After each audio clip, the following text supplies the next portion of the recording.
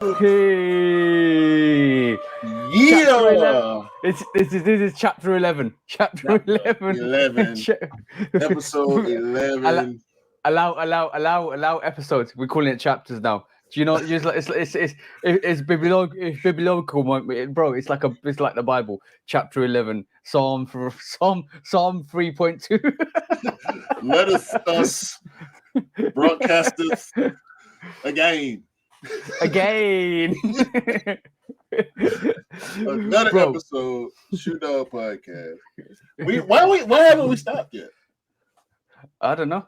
I blame you. You getting me up in the morning. My 2:30 morning. I literally woke up at 2:30 though today. I had a long night last night. It was good. Bruh. It was good. All night, man. Shit, I guess we both had a long night. I know I called you. I called you yesterday, and Yeah. I you missed was it out. because I was out. Yeah, I was out. But Yeah, but I called you last night from the mist of my outing. This was me and my wife's first official in the city outing since COVID. So not ooh, it wasn't just going to the store to buy, make purchases. It wasn't just going out to eat. We've done that several times, but this was the first time we went to an actual event in public, and it felt weird. And it wasn't weird because we were there. It was weird because it we felt know, normal. yeah, we know That's the what one.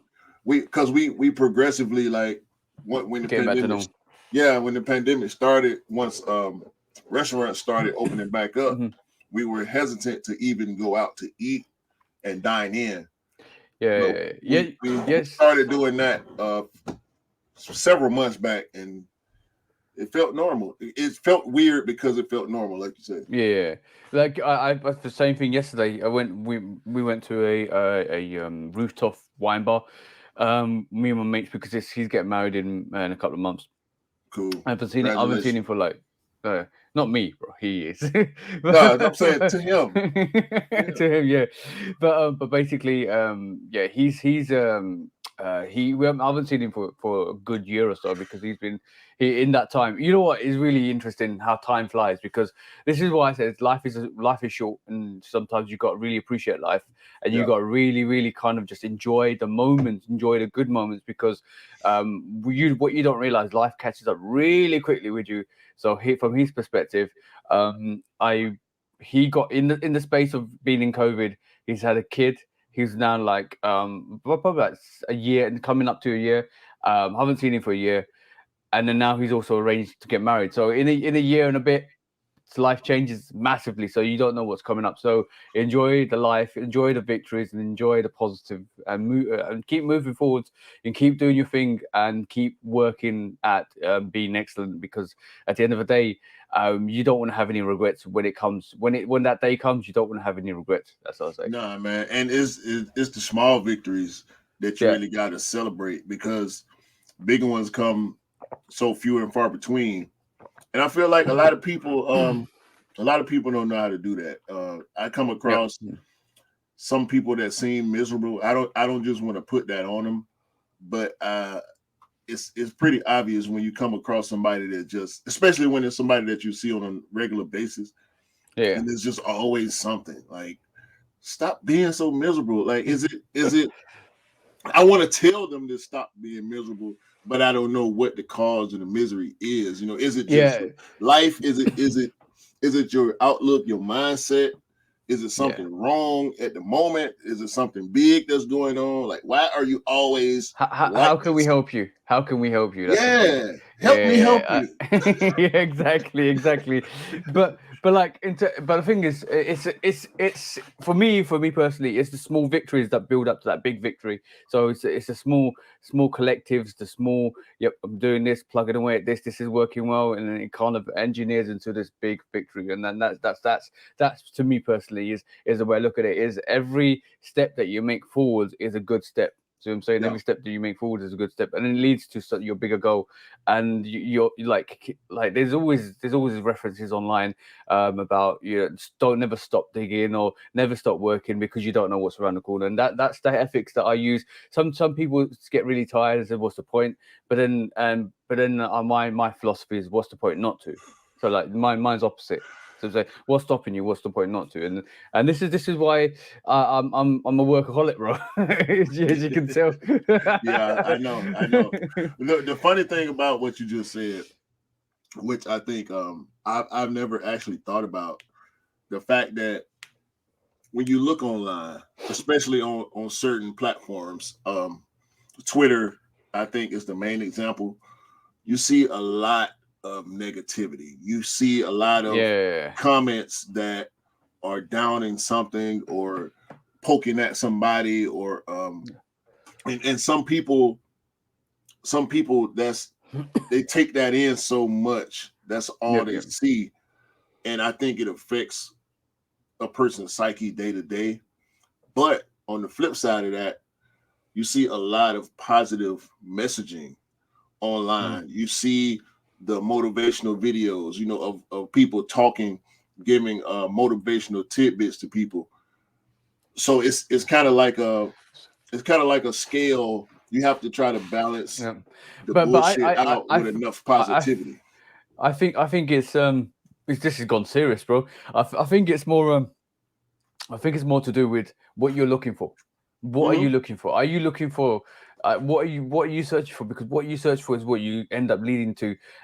Because at the end of the day, I think there are people out there that search for the negativity and to justify some of their choices. But what are you searching for? Are you searching for that positivity? Are you searching for that inspiration? You can find pretty much any. You can go down the rabbit hole and you can go down the black hole, and you can get absorbed into so much stuff. And unfortunately, the reason why the internet is the internet, and Twitter and social media and all of that stuff is it gives you everything. Like literally, it gives Yeah. you anything you search for. So in retrospect, I keep myself out of a lot of negativity in terms of like just Twitter and stuff like that.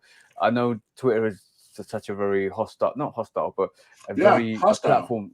Is so from my perspective, I kind of stay away from that. Stay away from that. Stay away from just bad. But like, I have not seen the news. I know what's happening. Don't trust me. I know what's happening. I know what's happening around the world, but I tend to keep away from the news and the narratives of the news because basically it's subjective to what Points of they want to views. present. Yeah, Yeah. what they want to present and what their point of information and users. But don't get me wrong, I'm aware of what's happening in the world. I know what's happening. So, and I'm sympathetic to that, but I do not feed onto the propaganda of the media because at the end of the day, if you get driven down that rabbit hole, and I know it's happened to certain people, they just their whole mindset changes. The whole like, yo, well, this is happening, and that one, bro. If you really if we really want to break it down, and I'm rolling up my sleeves now. If you really want to break it down, you got to look at from COVID. We've gone into this war into you with what Russia's gone into this battle with Ukraine. Like the news works on the agenda to bang, bang, bang, bang. Yeah. Next thing, next thing. And sometimes some people don't get respite because they get absorbed into that, and then all of a sudden you just take yourself out, reflect, do what's right for you, live peacefully, and just be aware what's happening around the world, and that's all I say. Yeah. Well, that's to that point. The news is just that. It's awareness, right? Awareness of what's going on close to you and abroad. It should be awareness of what's going on. But Unfortunately, it's again, it's driven from the standpoint or the not even really the viewpoint. It's narrative based on whoever is in control of telling the that story. story. Yeah. Yep, And yep, it's yep, yep, not yep. even see, we get mad at messengers. You know that Yep. saying, don't shoot the messenger. Yeah. The people that broadcast the news aren't always the people that write the news. Yep. Yep. And the people that write the news are subject to whoever is above them. And they say, hey, write this from this standpoint. Yeah. And Yeah. they give it to the person to broadcast. So the person that's broadcasting that news may not agree with it. The person that's even writing it may not agree with it, but they have skill sets. The broadcaster is good at reading, I good at talking, good at I'm executing a plan. The writer is good at creating, yeah. and And the brain of it is full of shit. Like, this is not what it really is, but yeah. this is what you want people to believe because it benefits you based on your fan base. You have the people that watch your news want to believe this, so you give it to them and hope that they'll believe it. Yeah, what like just to briefly touch on the subject because I don't know if we just deep dived into No, something it's really cool, serious. bro. Yeah, but like all I'm gonna say is that there is anybody that controls the media news, media publications.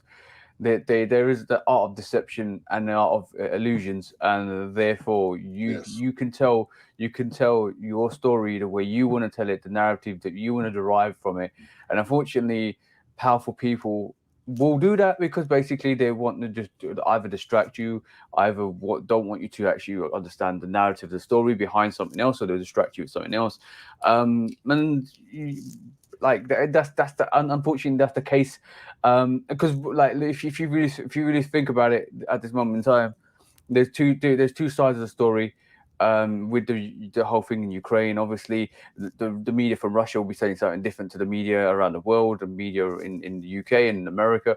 So and sometimes you want to hypen up people's emotions by hyping up certain events, and like unfortunately we live in a day and age where like you have like if you're from the Western world, and you're not from like Russia or China or North Korea. I'm not even vouching for any of those states or countries. What I'm saying is, like you can engage in conflict just from words, Yeah. and unfortunately that's what we see in the media at this moment in time, and it's bad. It's good to know, it's good to give the facts, but we've got to remember we always see one side of that story.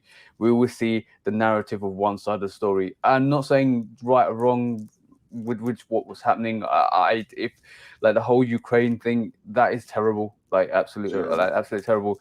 But it is also like, bro, like we don't even need to go down it. Like there is also conflicts all around the world that need to be resolved. Yeah. Um, so unfortunately, and like I have a real I I have a real hatred for people that fight over religion and land. I do not respect people that fight over religion and land. And at the end of the day, bro, I always say this: like, all said and done, we're ashes to ashes, and our soul translucent no goes into the universe. And this piece of land that we call a rock, which is Earth, is always going to be here. Recycling waste, and we are that waste. At the end of the day, yeah, it's not that serious, bro. It's like land and religion, land and religion. Bro, Well, that's a whole different topic, bro. That's a whole different land, topic. with land, ownership is power. So at the Yeah. end of the day, it's all about ownership Yeah, for the most part. because you control resources. Obviously you control Yes. resources. Yeah. But the thing is like they this yeah, bro. It's listen. The word that I want to give right now is correlation.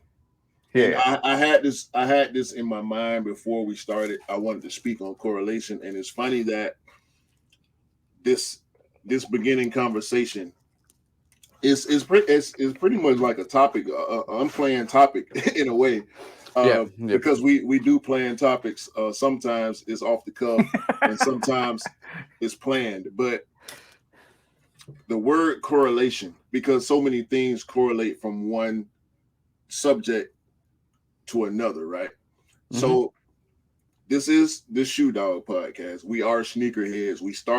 We have a relationship because of sneakers, you and I. Yeah, With yeah, and also other people we have relationships with because of sneakers, but we're all human at the end of the day. We all live on earth. We all might I'm in the US, TJ is in the UK, Scott is in Scotland, E is in Africa, but we all see and recognize certain things yeah, that are happening in the world, no matter where they're taking place, and we all have sympathy and empathy for yeah, people that are going through these hardships, and even though we don't have to go through them. Just like you will see, I know I see people all the time that are down on their luck or having a bad go in life, and you feel something for that person. I don't want to say feel sorry, because you don't know whether that person put themselves in a bad situation or it was just bad circumstances. mm-hmm.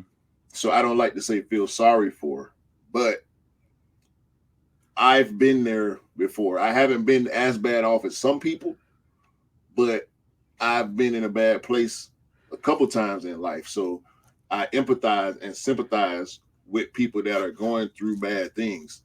Yeah, And when I say correlation, along with the news side of things, it correlates to sneaker news in general, not sneaker news, the website, because I do enjoy sneaker news, the website. But sneaker news, to me, it's either or. Either we're talking about it because this is what we think people want to see and what people are talking about, or we're not talking about it at all. In yeah, sneaker media, when you get bashing and discrediting from, and we do it when you get a Crimson 4 or UNC 6 and it's bad quality, we're gonna talk about that, right? oh, of course, of course. You got to keep it real. You got to keep it real, bro. Like, Yeah.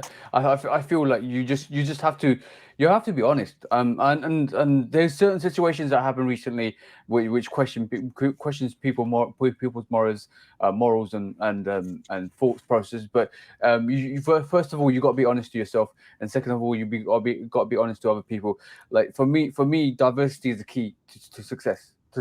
Like I will not sit here and not have a conversation with any person out there. And my group of friends is very diverse. I have friends from all around the world. Like I've obviously Q. You're my brethren from America. I know E from Africa. I have a diverse multitude amount of friends from different cultures, different religions, different backgrounds, Yeah. and I never ever question the ethics or morals, because that's what they believe. I'm not here to subjugate my thoughts on people either. I like the open conversation. I like the dialogue. I like the conversation, and learning diversity is a massive bonus. Oh yeah. Segregation is never the key to anything, bro. Like for me, you can't segregate a certain type, certain culture, certain race, certain religion, bro. Like that I can't do. And unfortunately, I want us all to be happy. Like and unfortunately, that's never going to be the case. Well, segregation is a product of the machine Yeah, of yeah, cultural. I don't even. I believe this is a word. I don't know if I ever heard it, but I'm gonna just say it the way I'm thinking about it. yeah, yeah, Culturalism. yep, Culturalism is, this is my culture, this is your culture. They're not the same, so I'm gonna stay over here with my culture and not even bother to learn about your culture. I'm just gonna dislike your the culture. differences. You know what I'm saying? And say, this group of people over here, this is what they do. And that's where stereotypes come in. And Yeah, it divides people at such a high rate, at such a large group of people have this one mindset about another group of people. And it's ridiculous, bro. It's and once again, correlation, right? yeah, So I don't like Adidas. I'm a Nike guy. I'm a Jordan guy. You're a shoeist. You're a shoeist. I'm a shoeist. You're a You know what I'm saying? shoeist. So look, Shoeist. let me go ahead. Let me go ahead and pop it off, right? I'm gonna give myself a yellow sneaker for being a For shoeist. being a shoeist. Because I do have my shoeist moments, right? Where I end up in a conversation with somebody that is an Adidas person. Yeah. And I'm gonna say person because I do want to say we do look forward to having more engagement with female sneakerheads or sneaker women. Yeah. So I would just say person. But I'm hoping we can get Mr. Either. don't say no name. Don't say no name. Don't say no name. Okay, cool. Don't say no name. No Don't name. say no name. No. We getting them all, bro. Hopefully we will get them all. I know who you were about to say. Yeah. There's this one, there's that one, there's this one. So in my mind, there are about 5 or 6 sneaker women that I look at, that I follow on IG and whatnot. So those we gotta get them on, bro, because it's a male driven culture, right? It's kind of like sports. Yeah. It's like sports. It's a male driven culture. So you know how fantastic it is to open up a conversation with a female sneakerhead. It's amazing. It's absolutely amazing. Like I this is why I said diversity is the key to success, because you got to understand every single angle that a person comes. It doesn't matter your race, your religion, your body set. Like, it doesn't matter. It doesn't matter. It's about the person. If you're a good person, I'm with you. Like anyway, hold on. I'm going off topic. So look, when I talk to and it's not really, I know a few Adidas people, but at this point in time it's the Yeezy person versus the Jordan person. It used to be the Adidas person versus the Nike person. Yeah. But now is the Yeezy person versus the Jordan person. I'm gonna tell you, bro. Right, I'm gonna pull out something now, right? This is what I'm looking for. It. I like Yeezys. I massively like Yeezys. I like Jordans, and most of my collection's Jordans, anyways. But I will probably end up getting some New Balance. I mean, me and Dale. I'll tell you what happened yesterday. But we walked into New Balance, and there was a couple of good players out there that were radical. But bro, like, all I'm gonna say is, when Adidas come with something like this, right? And I know you don't like the three stripes, right? I know you don't like the 3 stripes, right? Checks over stripes. Checks over stripes. That's your whole intro, bro. That's your whole. These laces are sick. That's your whole intro for your YouTube channel. But when Adidas come out with something like this, and we talked about this. I'm stroking it. See, I'm stroking it here. What is this shit, man? What are you doing right now? So when they come out with something like this, you just have to say, and bro, I thought this was gonna be, I thought this was gonna be hype. I thought this was gonna be like just be crazy, but it didn't. And I still love it. I don't care, right? But when they come out with something like this, what is this? This is the Z. Yeah, this is the Bape. ZX. That's what undefeated. Undefeated. Bape ends. I saw those. You know what? I saw those. Gum soles. I saw those, but nah. I saw those. There was the Bape Superstars, and my wife is a fan of. We call them shell toes. My wife is a fan of shell toes. These are dope. These are dope, by the way. These are definitely dope. I need to unds these soon. There's also forums. Forums have been coming hot and heavy lately. I'm tempted to pick up a forum, bro. I'm not even capping with you. I'm tempted to pick up that classic blue white forum, 84 high. 84, yes, the 84, the 84 for I like it. Listen, I like it. He just shoes him coming up. He just shoes him coming up. I like the shoe. I do. Like, I like forms. bro, like what However, you buy. Like what you buy. however, Buy what you like. I would rather have a Jordan 1. Yeah, true. I would Very rather true. have a Dunk High. And I don't have any Dunk Highs in my collection. I decided to stay on the Jordan 1 versus the Dunk High, just like I don't have any Air Force Ones in my collection. Because the Air Force Ones that I did want, I wasn't able to get my hands on for retail.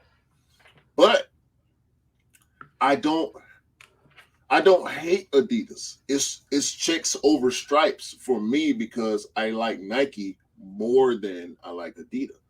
I like Jordan a lot more than I like Yeezy. The 700 Wave Runner is coming back. Here. It is. I am probably going to try. The last time they came back. Bro, hold on. No. You're telling me you're gonna try for a Wave Runner, bro. I could have. Listen, I had it. The last time the Wave Runner came back, a few months back, towards the end of 2021. I know you got Wave Runners over. See, now you got to pull out your Wave Runners. This is why I only like to talk about this type of stuff. You know what I'm saying? Because, hey, look, I like the Wave Runner. I entered a couple of raffles. This is not it. Shit. I entered a couple of raffles in 2019 for the Wave Runner, right? And I didn't hit. Now I don't have the confirmed app, which most of y'all probably know. The confirmed app is shebang. Bro, what? Why are you giving me that yellow, bro? Come on, bro. I'm just showing you the Wave Runner. I'm not giving you a yellow. I'm not giving you a yellow. I have to come back that Wave. This is the closest shoe to me that I can pull out right now. Okay, because I gotta have this shoe. I gotta have this shoe every putt. Just like TJ, y'all know by now if y'all been watching. We gotta have these shoes on hand, readily available to give out them cards. All right. yo, no cap. The Wave Runner is a classic sneaker. Like I think when it came out, 2016. I think 2016 was the first time it came out. So, but bro, like I don't keep up with that Yeezy shit. So let me just create. I think Wave Runner came out in 2016. Let me just check on StockX. Bro, we don't care, bro. Whoa. I'm gonna say this. In the space of 8 years, it's become an instant classic. Don't nobody care about that shoe, bro. Well, you care about enough to go for it. That's different. That's different. How was that different, bro? How was that different? 2017, sorry. 2000. How was that different? You know what's crazy? The crazy part is because I saw a pair last night while we were out, and as hyped as that shoe is, right? And Yeezy talk about how he wants every person to be able to have a pair. Every person that wants a pair should be able to have a pair. And they keep re-releasing that same colorway, which is the best colorway of that silhouette, hands down. Outside of the triple black. Yeah. Because you can't really mess up a shoe by going triple black. Whatever the silhouette is, a triple black shoe is going to always be good. But I am going to probably I'm at like 60-70%. I might try for it when it come back. If I wanted that shoe, I would have it right now. Yeah. Now, Hands down. I'm kind of doing the oxymoron here because I say if I wanted it, but when it re-released last year, there were other things that I valued more, and I'm talking about personal value. There were other things that I valued more at the time, where I was like, nah, this coming out next week is a Jordan. That Nike is coming out. I still need to try to get these Nikes or Jordan from 2 weeks ago. Like, nah, that 250, bro. Like, Hold on. Somebody wants to say something to you. Hey, Q. You know you want me. Come and grab me. You like my wave running skills? What are you doing? What are you? No. You take this. Okay? You take this. And you put it in your pocket, okay? I want you to take this right here. You put this. Yo, Q. Friend. Friend. Nah, sneaker friend. Hell no. You take this. You take this, and you put it in the pocket, in your kangaroo pocket of your hoodie, all right? Put this in your pocket right now. That's what you do. God damn it. I ain't finna do this with you. I'm not finna do this with you, okay? You done tried me for the last time on this episode, all right? This episode, that's your one try. That's it. Nah. By the way, bro, I have a spare wave run if you need it, bro.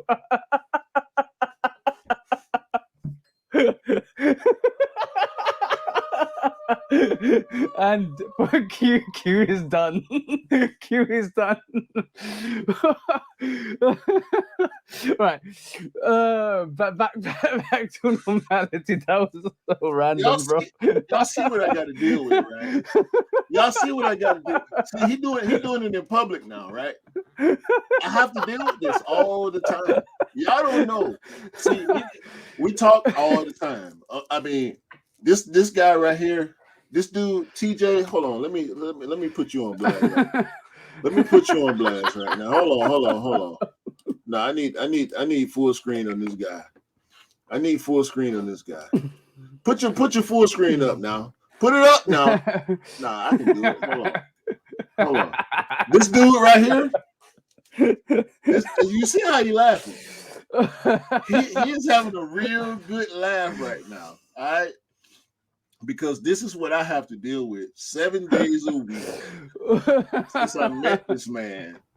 This is why we have a podcast. Because the type of shit, bruh.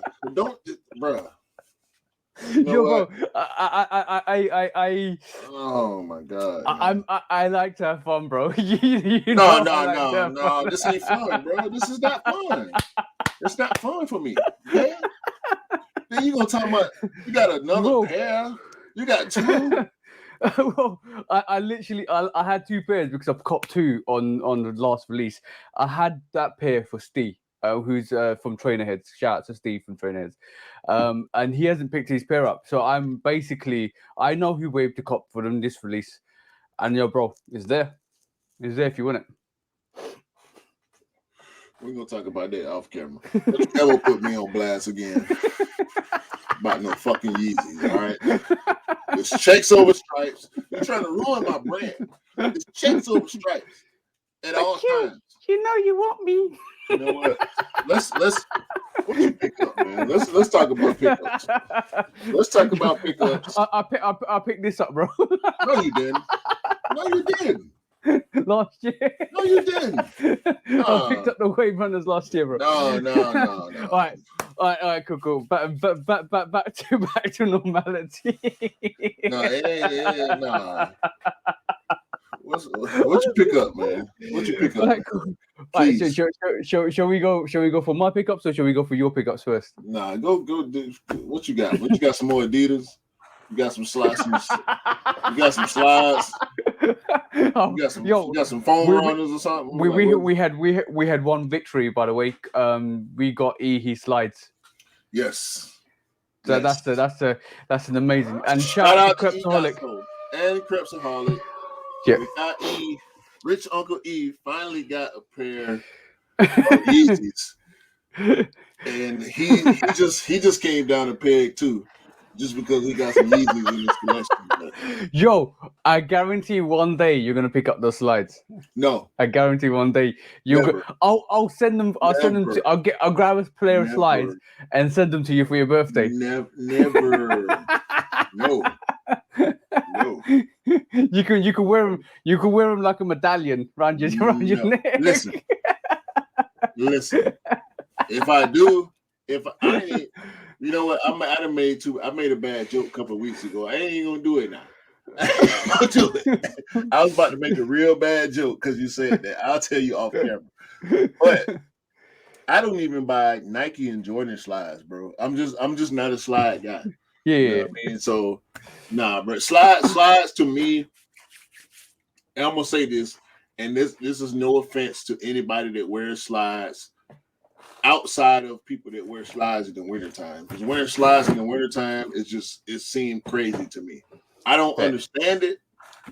I'm not gonna diss people that wear slides in the wintertime, but to me, to have your socks out in the wintertime, It's cold, bro. It just seemed crazy to me. It's really cold. It's really cold. Slides, bro, like, because I see people that are legit. Well, I don't know. I can't speak on their legitimacy. But as a sneakerhead, having slides to me is kind of pointless if I'm wearing them outside the house. Yeah. Because I got all these shoes. You got all them shoes. Like, bro, I'm wearing them. At some point, I might hold them for a year, but I'm going to wear them. So having slides, bro, is like, well, I don't like no slide more than I like any of my sneakers. Yeah.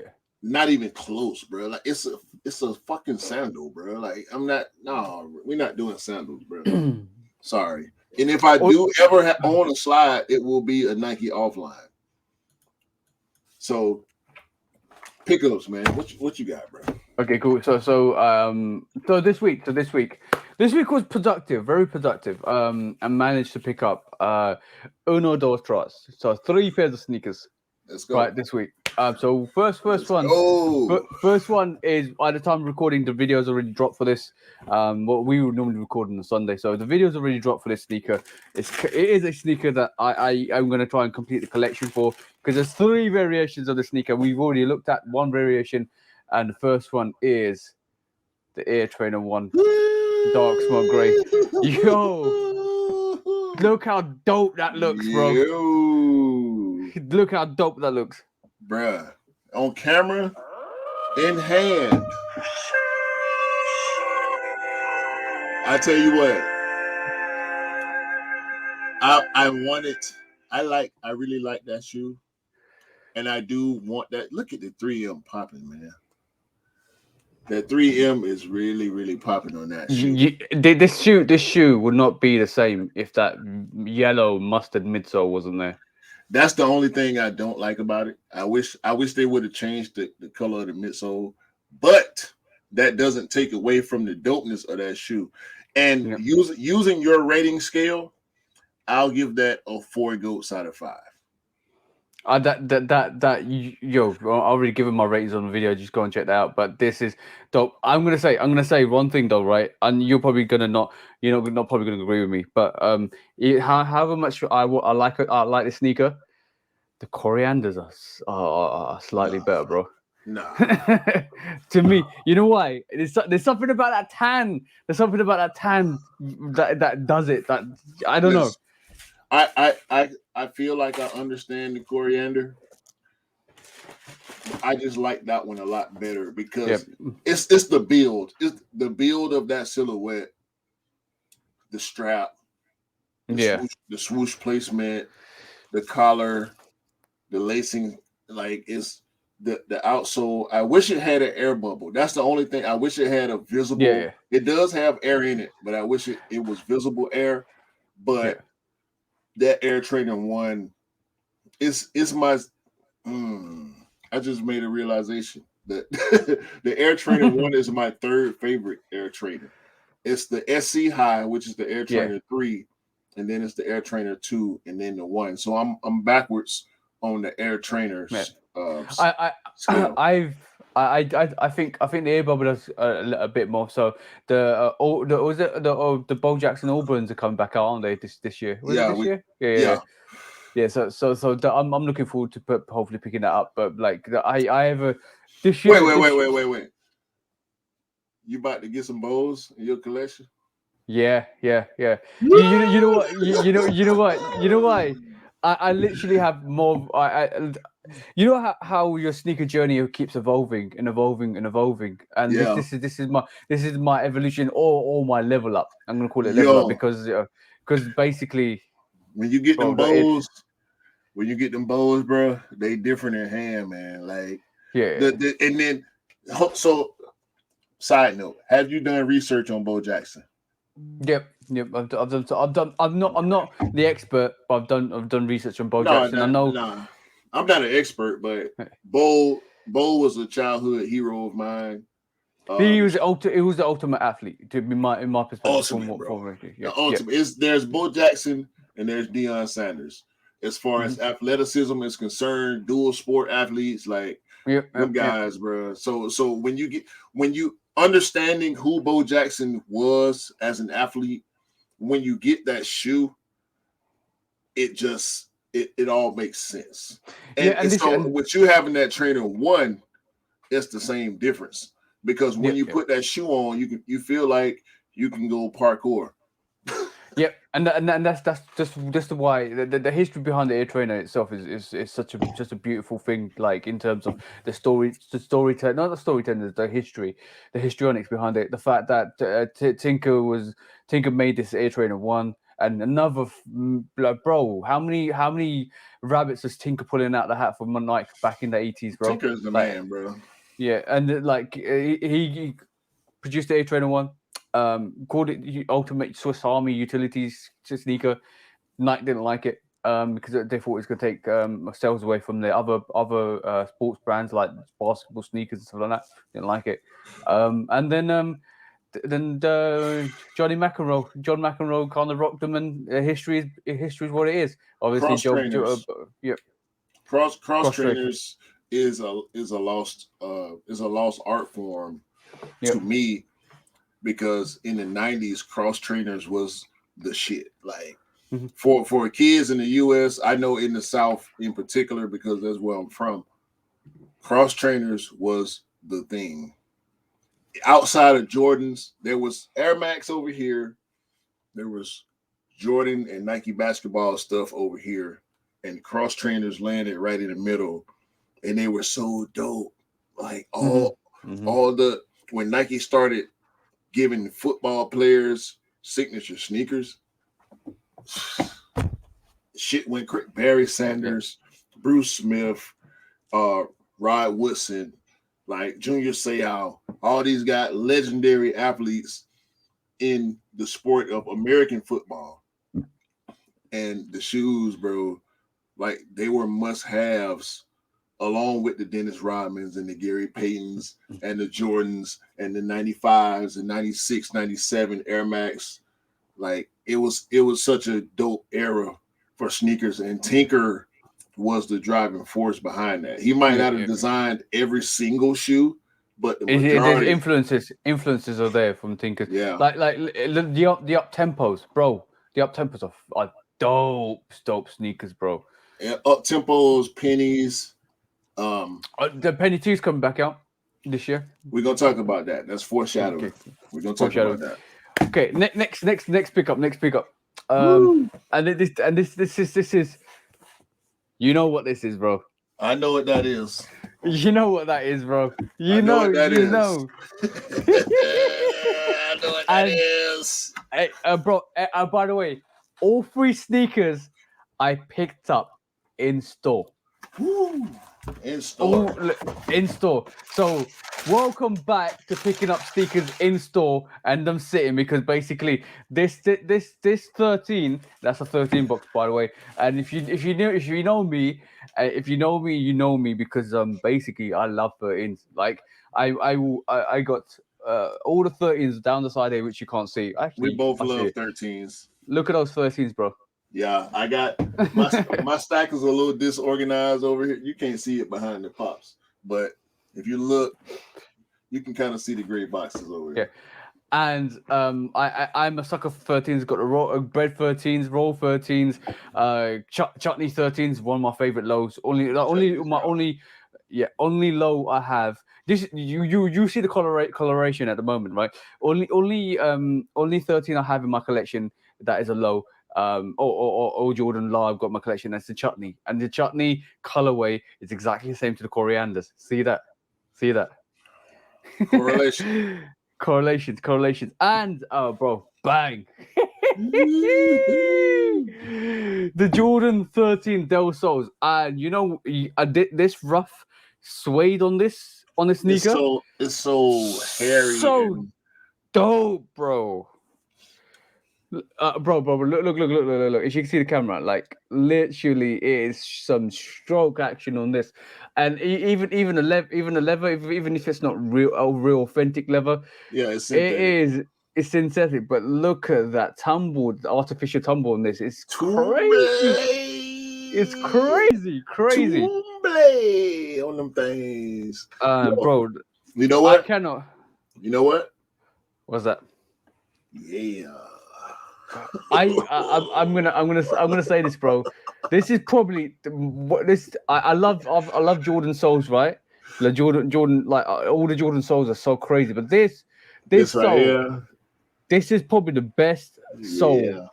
in the game, That like black hands cat. down. That black cat. Yo, The paw. It is so appropriate for us, right? Shoe dog. shoot on Paul. We got the paw. Even though he was the black cat, these four paws right here. It's Panther Boy, innit? Yeah, that's The that. inspiration behind this sneaker, and this is why I love 13s, bro. There's so much complexity and dimensions behind these 13s. Yo, put both of the sneakers together, you get cat's eye. But this is a cat's eye. Like literally, the sneaker is so dope. The paw print. The 13 behind the tag on the tongue. Why would listen? Why did they put a tag here? Yeah. It don't make sense, but it makes sense. Like, Yeah, come on, bro. Like, but the colorway alone, summertime, summer vibes, bro. yo, Summer vibes. So I tell you dope. what, and I'm gonna say this. This makes up for the mellows, by the way. This makes up for the mellows. Listen, the Starfish 13 is done. It's done. I'm glad I didn't find time to wear it because it's out of here, bro. That's sneakers far superior. And I'm a 13 fan, right? I will pick up every 13 that's out there if I like it. And I didn't pick up the Starfish 13 because I didn't like it. I liked it because I'm so enamored with that shattered backboard colorway. Yeah. The orange, black, white is just so dope to me. And It some didn't go for me. bullshit. It's some bullshit because Nike is releasing the fucking October SB Dunks and the Halloween SBs. They coming out this year, which is some bullshit.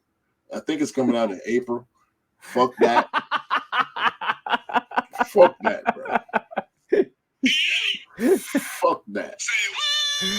But that popped up in my head just because I said orange, black, and white. But you know that shattered backboard colorway on any shoe should translate. It didn't translate as well to me on that Starfish 13. And I like the shoe, don't get me wrong. But I got these now. Like I don't they going for retail, man. Anybody got retail size 11, you want them 13s, bro, you can get them. I don't want them.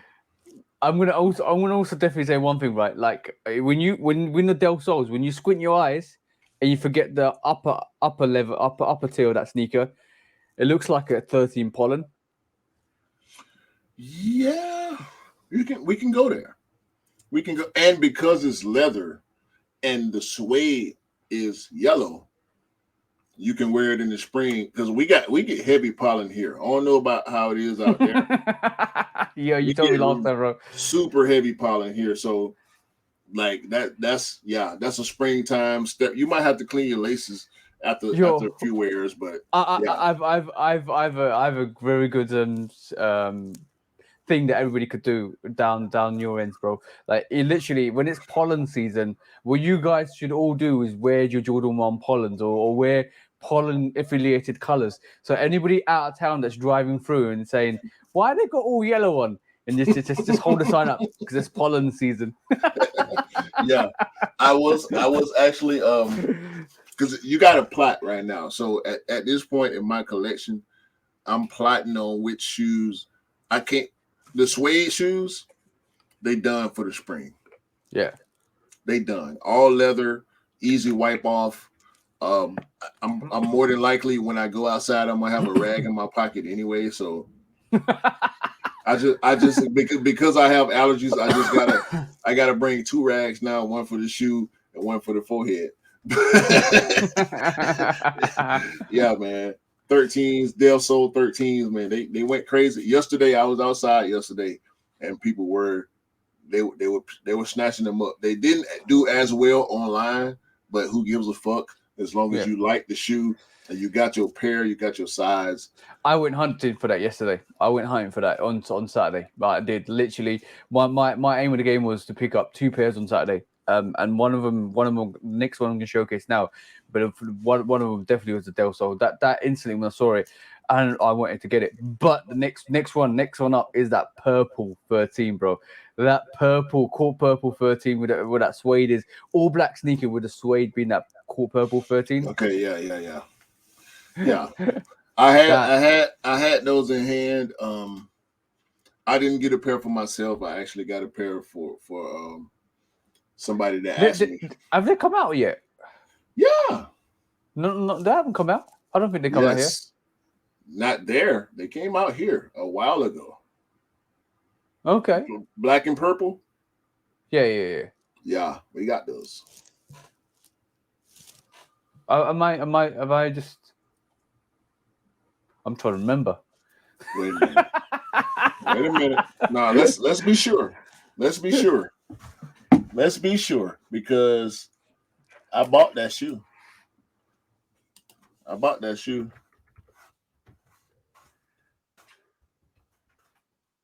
I was just double checking. I'm pretty. You might be right here, bro. Yeah, it's on eBay. No, I'm such an. I'm. Oh, yo, I am so dumb at this moment in time. You got it. You got it. Yeah. For fuck's sake. Yo, I'm living. I'm living in the past here. I have got him. Well, I have got him. Well, here. Forget what I said. Forget what I said. I've got him. That show you how much he loved 13s. He forgot all the Sneakerhead 13s he problem. even got. Sneakerhead problems. Sneakerhead problems, yes.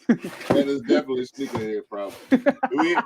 Listen, anybody that got as many shoes, if you got over, and it's a problem. It is a problem. If you got over 50, 60 pairs, and for those that collect, I know we had Scott and he said he don't like to use the word collect because he wears them, Yeah.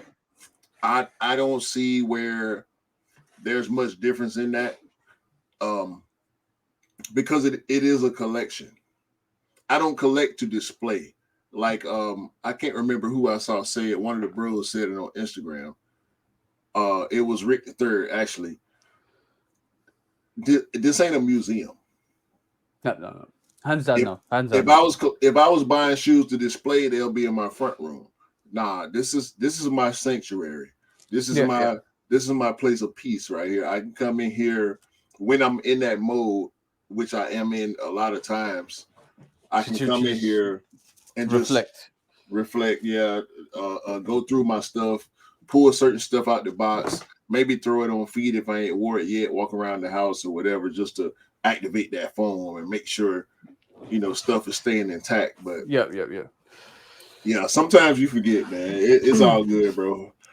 I I could give you a card for that, but then I would have to give myself a I, card. So you know what you know what actually I was thinking, right, was I've got the Royal 13s as well with the blue variation. My mind was set on that because I've got the breads, I got the breads, the flints, the red flints, I got the yeah, chutneys, got the Royals. I've just picked up Del Sols, and I totally forgot, right in that corner up there I got another 13, and that is the court purple 13s, because I did the review. It's on YouTube, and I totally forgot about them. yeah, And the that's a shame Royals. because I need to I need to wear them. Definitely need to wear them. But I think the Royals are underrated. yo, bro, hands down.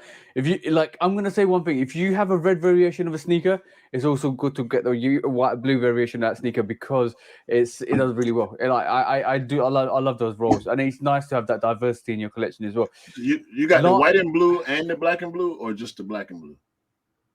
Black and blue. I wish I would have got the white and blues before the price went up. What would you mean? There's the white and purple. There's the white and blue. Just like the so this Del Sol is pretty much white mellow 13. Yeah.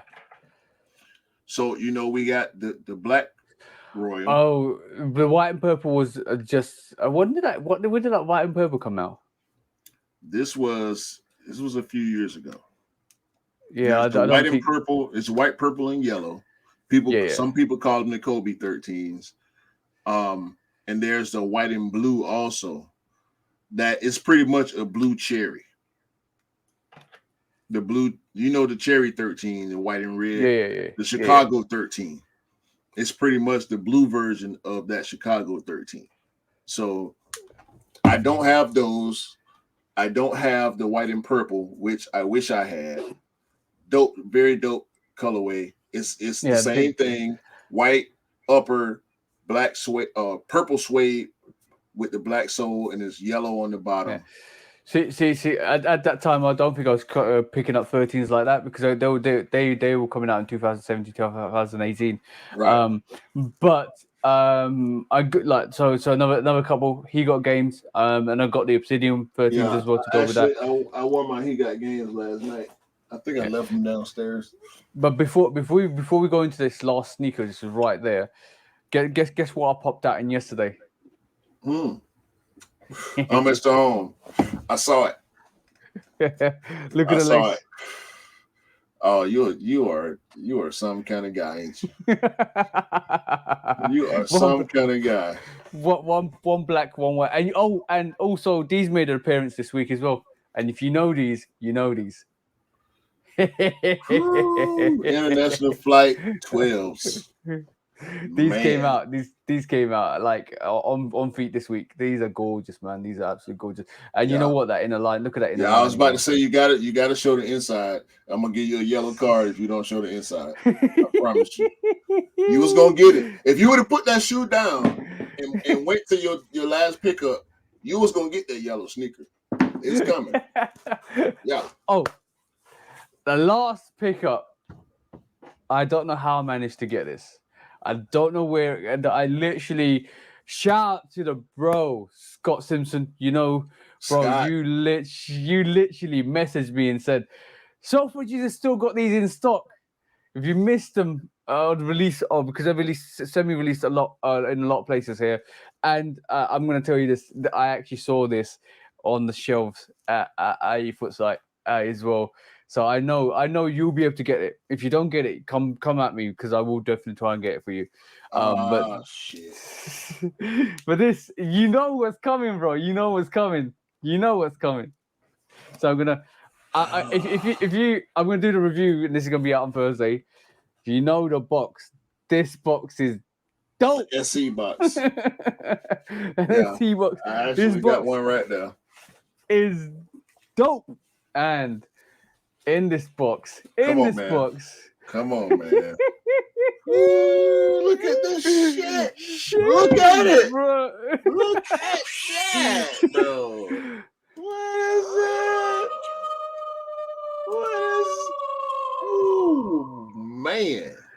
So, Jade Horizons, bro. bro, what is show? So, what does it feel like? To own this sneaker? No, the Yo, materials. I was chasing this. By the way, I'm not gonna give you all the secrets, but I'm gonna definitely tell. Go and watch the review Oh, on Thursday. I'm sorry. I don't want to bust up the review action. No. But all I'm gonna say is, bro, I've been waiting for this sneaker since October last year, bro. Yes, yes, we both I'm have. gonna I'm gonna say this Jade Horizon, like in the camera, it looks a bit lighter than it is in real life because in real life is a bit more greeny. The Mm, off white takes on this is fire.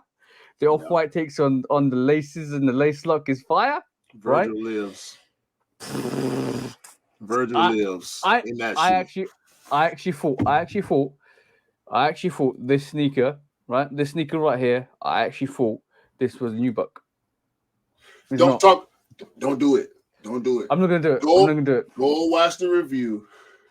Love Kicks Custom on YouTube. Subscribe, comment, hit the like button, share all that shit, man. All that, bro. You don't. How you gonna smell it in front of me? You gonna smell it in front of me, bro? That's what we doing. That's what we do. You know what? You know what? You know what? I got you. I got you. Okay. By the way, if you struggle to get this on the 25th, give me a shout. I will source this for you Mm-hmm. because the Jade Horizon fives is an essential if you're a five head. 5 head all day. We got listen. We've been I'm just saying. that shoe I'm was just saying. supposed to come out in the fall of last year. It was supposed to come out with with the Bluebirds, and it Yeah. kind of didn't. So definitely dope silhouette, dope colorway, dope everything on this sneaker. And And yeah, it's a light pink on that. That'll be the first shoe. light pink. I don't see no light pink on this sneaker, It bro. don't look like that's what they say. Pink haze. Where The colorway is Jade Horizon Pink Haze. pink haze? I can't see no pink haze on this sneaker at all, bro. Hey, you just made me feel even better about it because I don't wear pink like that. Look, bro. Can you see any pink, bro? I can see on that Jumpman on the tongue.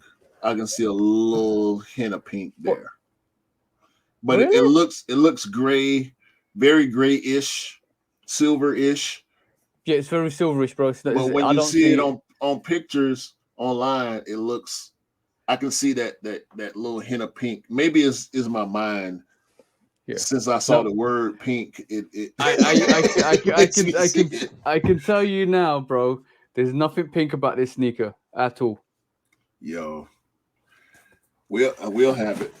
We'll have me. When I say we, I mean me and everybody else.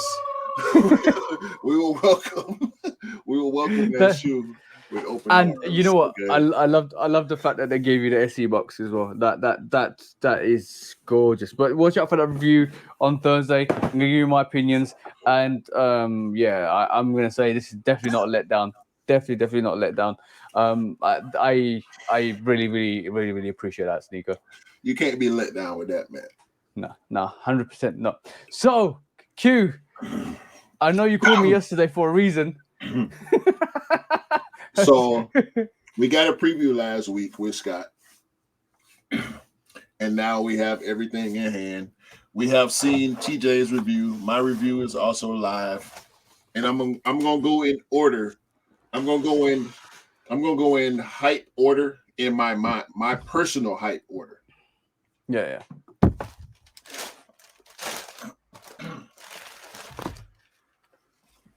Finally.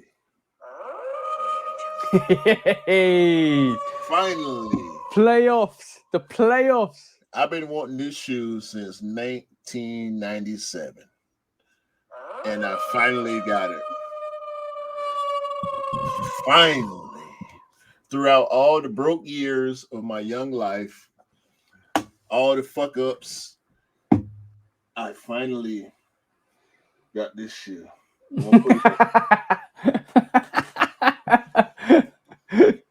You know what's really funny, bro? We're an hour in and we're still looking at sneakers we picked up last week. Yo, this month is, I told you, this month is broke season, yeah?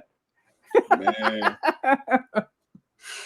bruh, I'm glad my wife ain't hearing this.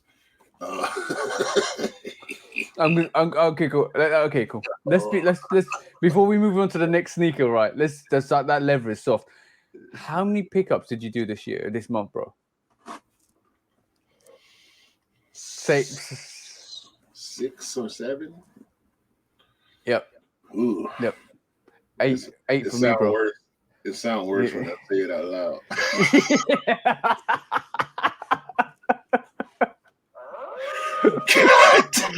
and on that note, we're both getting this yellow sneaker, bro. I don't care.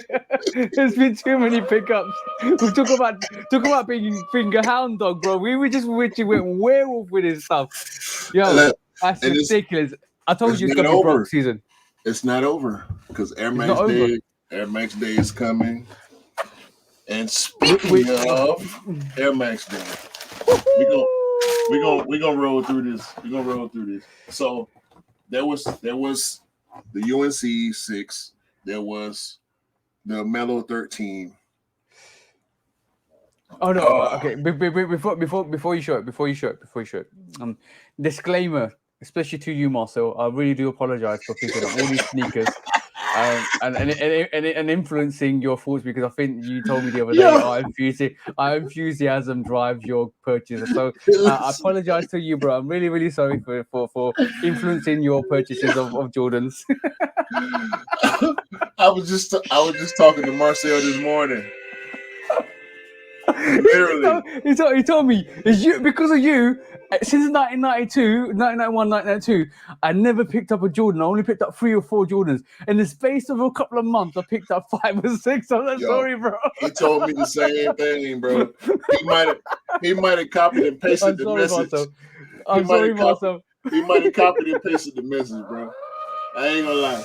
Marcel, we're too enthusiastic with this stuff, bro. Listen. We love you, Marcel. We do. And listen, Marcel is one of the biggest supporters of everything that we do, from my channel on YouTube, your channel, straight to the toe, our individual pages on IG. So Marcel is definitely the bro. I have regular conversations with Marcel about sneakers from time to time, but it's not our fault, bro. I told him. I told him, bro. You do what you do. We do what we do. We all love sneakers. Don't blame me, bro. Blame 23. Don't blame me. Blame 23. All right. That's what you do, Marcel. Shout out Sneaker. Y'all go follow Sneaker Casual DM, man. That's the bro, Marcel. He in the Netherlands. He's repping the Netherlands. Yeah.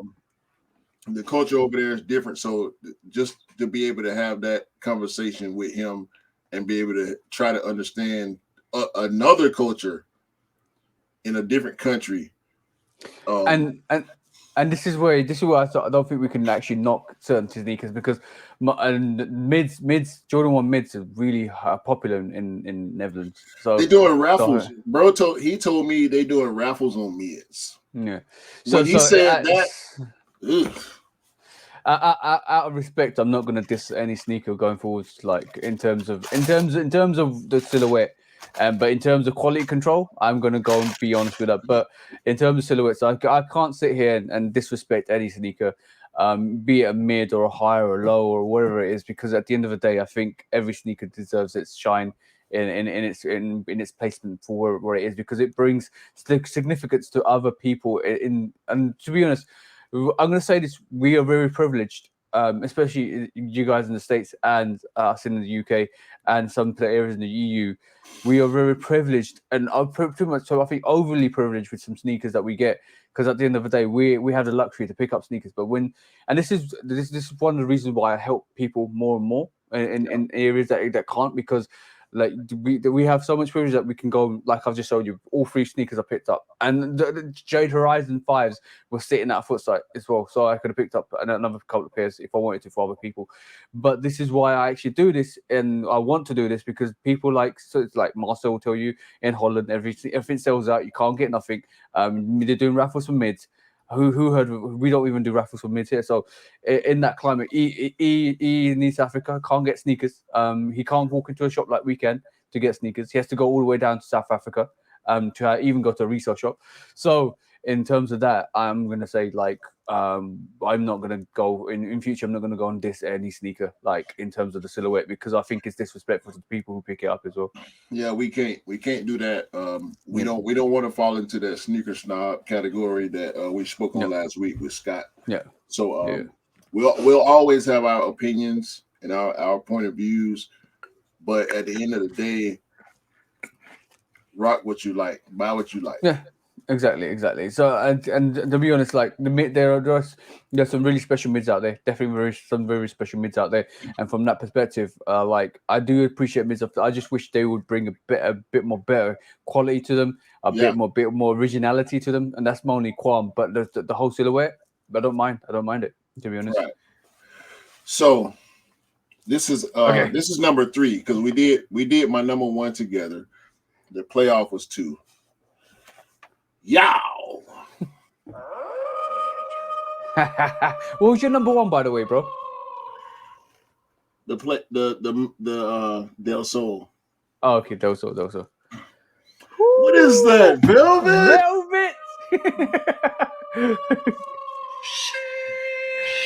That, bro. I see. The mellows are nice, right? Yesterday it happened. Del came over in the morning, nice and early, and we ended up going to Central London.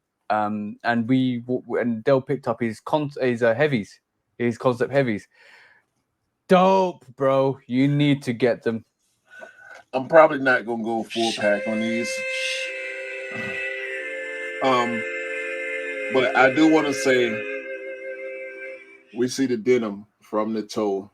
Yo, that's so dope. Going through the denim. But look, it's got that dark patch of denim right there. Whoa, bro. Bruh. Yeah, you know what? The really good thing is the material choice placements are all different on all the concepts. Like literally, like one concept heavy to another concept heavy would totally different. One might be darker, one might be lighter. And even the mellows are the same thing. And I know you're gonna pull this out and look at that, bro. The placement, the paisley placement on that back tab is, or not the back tab, but the back part of that sneaker, the back heel is different. They're totally different. Like the denim. Everything is different. It is so dope. So dope. The swooshes and the green mudguard are the only things that are the same. Constant. Yeah. Yeah. I mean, the speckles on the midsole, speckles on the eye bubble, the air bubble, and that corduroy, bro. Like corduroy. You know the tongue itself reminds me of but like a couple of years back, Rihanna released his was it Stompers? Was it Reebok Stompers? No, it was Adidas Stompers. Like she had like this all purple Fenty Stompers that I actually picked up for my girlfriend's sister because she really wanted them, right? And I sourced them for her. That velvet on that tongue reminds me of that sneaker because that whole sneaker was wrapped in that red velvet. Yeah, man. These different, bro. The purposely done now. Let's reiterate, purposely that done. That quality control, bro. Bloody hell, that quality control. They did. In my opinion, they took a little. They stripped the bottom half of a page out of Sean Weatherspoon's book. I was gonna just say that, bro. I think Sean Weatherspoon was walking past the Nike store, and they thought, "Yo, yes, inspiration." Yeah, so that's them, man. That's them. Shall we continue? Yeah, go on, bro. What's the next one? I know you got next one. Yo, y'all have to excuse the smile on my face right now because he's getting the next one out, and the next one is next level. Go on.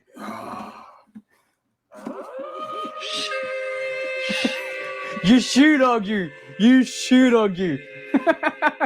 you don't know what you're looking at, that is the Jordan 1 Rebillionaires. Like, dope. What you said? What you said a couple of weeks ago, bro? Rebelli. Bro, that is amazing. And yo, stop stroking the box. I see this new shoe, bro.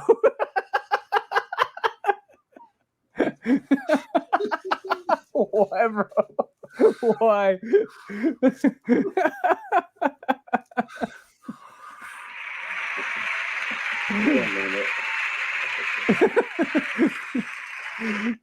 Yo, bro, you almost.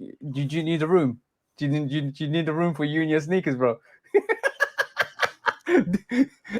and we can see live for this Foot Locker employees stroking the box.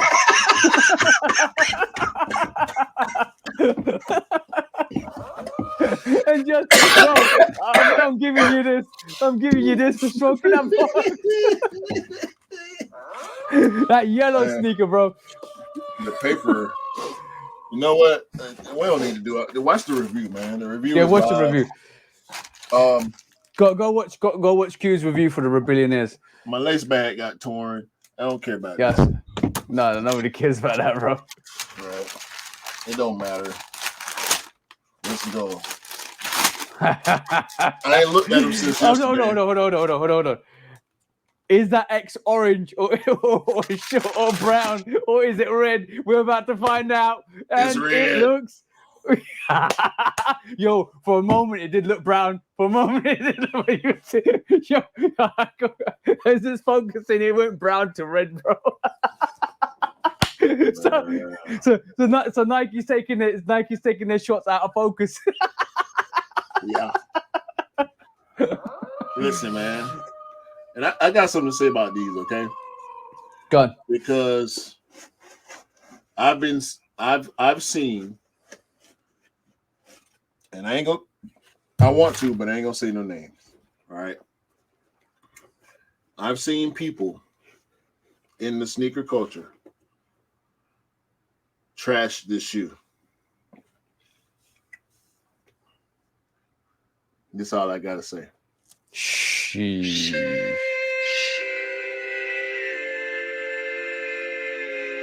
Damn, bro. Bro. Ooh. I want to rant. I want to rant. I know. I haven't seen your YouTube video yet because I'm gonna check it out after this. But I know you went on a rant on that, bro. No, I didn't.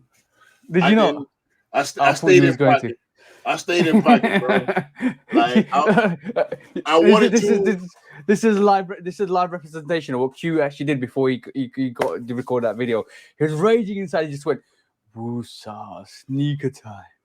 Yo, I was bubbling, bro. I was bubbling when I was hearing the opinions of sneakerheads that I respect talk about this shoe. It was infuriating, bro. Like, this ain't. I don't care. You know what? I don't care. I don't care how people feel about it. But the fact that I respect the opinions of the people that I heard talking about it angered me. However, it didn't change the way I saw it. Yeah. I'm gonna say this like just quickly before you carry on. It doesn't. I think sneakers are such a complex thing that it's one sneaker or one illustration of a sneaker will not be the same or won't have the same effect on some person than the other person. And I think that's really true with this sneaker. That's a very divisive sneaker because a lot of people like it and due to what it kind of represents. And a lot of people don't like it because of what they try to execute or the way they looked at it. Because I think that whole narrative comes from what Nike's been doing over the last 5 to 10 years. or even longer than that, because I think a lot of people are still looking at it as a gimmick, and then they're not really really understanding the story. And I think a lot of people will eventually, over time, look at that sneaker and say they've missed out and they regret missing out on it. You know what? It is a gimmick, but how often do we see gimmicks with products? We see gimmicks. We watch commercials anytime you watch TV. Even when you watch movies and music videos, you see product placement, you see advertisements, you see gimmicks, you see stories, you see um, different ways to advertise. Mhm. I don't care about none of that shit because I like this. Okay. I like this. I don't own shadows. I know you do. Yeah. I don't own breads. I don't own the patent bread. I don't own any variation of the Jordan 1 bread. I don't own any variation of the Jordan 1 shadow. Yeah. So for me, this shoe represents the best of both worlds. It does not, for me, take away from the shadow. It does not take away from the bread. This is dope. That's all it is to it. I'm gonna share something with you, bro. Like literally, I like that sneaker, but that sneaker itself, I like that sneaker, and I'm gonna try and get that sneaker. Hold on, is that your undefeated pair? No. Oh, so you got another pair coming? Mm-hmm. Did you just do an alley oop there, bro? Mm-hmm. I love you, bro. But I'm gonna show something to you. I've been eyeing this sneaker up for quite a while, right?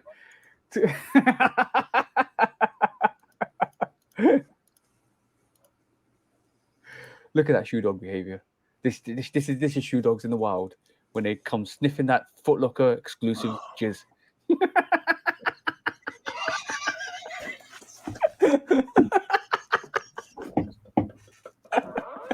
You gonna actually put the soda? Bro, I don't care. I don't care. Oh, by the way, that sneaker itself reminds me very much of this. Like, this is the Steph Curry MVP pack, and this reminds me of that top sneaker up there. There is definitely something about sneaker that with that graffiti outline, that homage to something that's meaningful.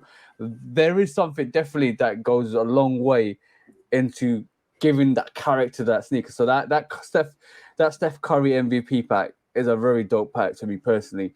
It came out years ago. But that white variation, I love that. Absolutely love that. Fuck that shit. What? He's just did the Jordan of a Curry conversation.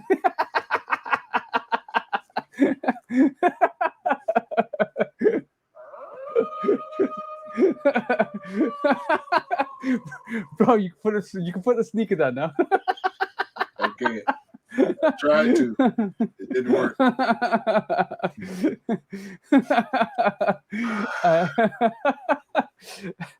And this is why we love sneakers, because you get self-absorbed, you get addicted to the glue, and as you can see, this is another sneakerhead in the wild.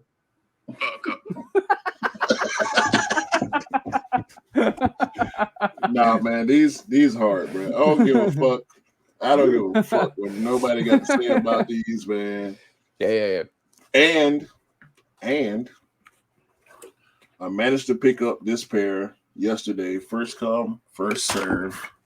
Bro. I am anticipating receiving another pair via Undefeated, and that pair is going to the UK. Thank you, bro.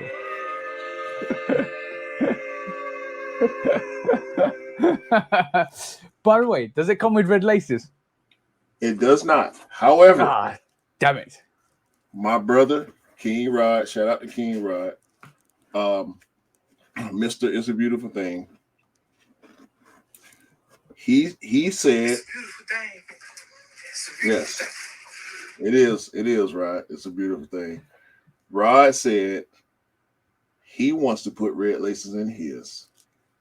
Also, Retro Rick said he might put red laces in his. By the way, the really reason why I'm saying red laces is because Scott wants to put red laces in his. Scott. What Scott said he was gonna? No, was it Scott? Somebody said to me they want to put. They would actually, you might be Scott because we had a conversation. You said red laces would look nice in those the billionaires because of the back band sign. So guess what? What's that, bro? Right now, I'm wearing these. Right? I got the black lace in one, and then the other, I got the red. Got the red laces. So guess what's gonna happen to this shoe? Black laces, bro.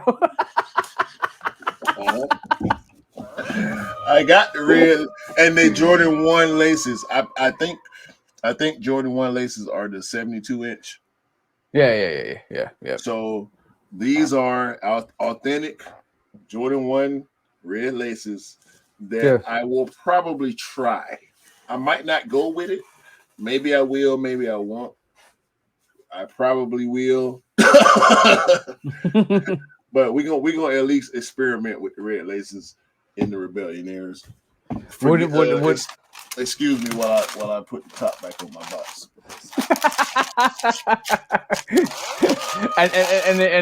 and if Q disappears, that means he's gone somewhere with his sneaker. He needs a room with his sneaker. Hey man, y'all mind y'all business. Mind y'all business. What happens between me and my Rebellionaires? It stays between me and my Rebellionaires. Right? Y'all mind y'all business. Don't be in y'all business. Don't be in mine, all right? I'm gonna tell your missus to get that blue light out, bro. You know what? Mind your business, all right?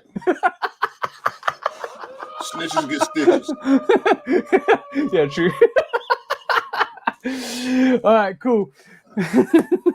So it took us an hour and a half to get to this point where we just showcased all the sneakers from last week. Hey man, it is what it is, bro.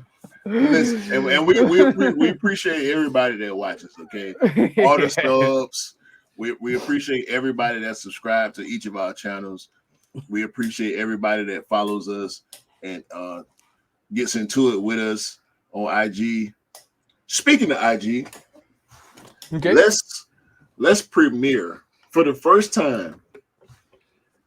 Let's premiere my boy TJ Love Kicks Custom.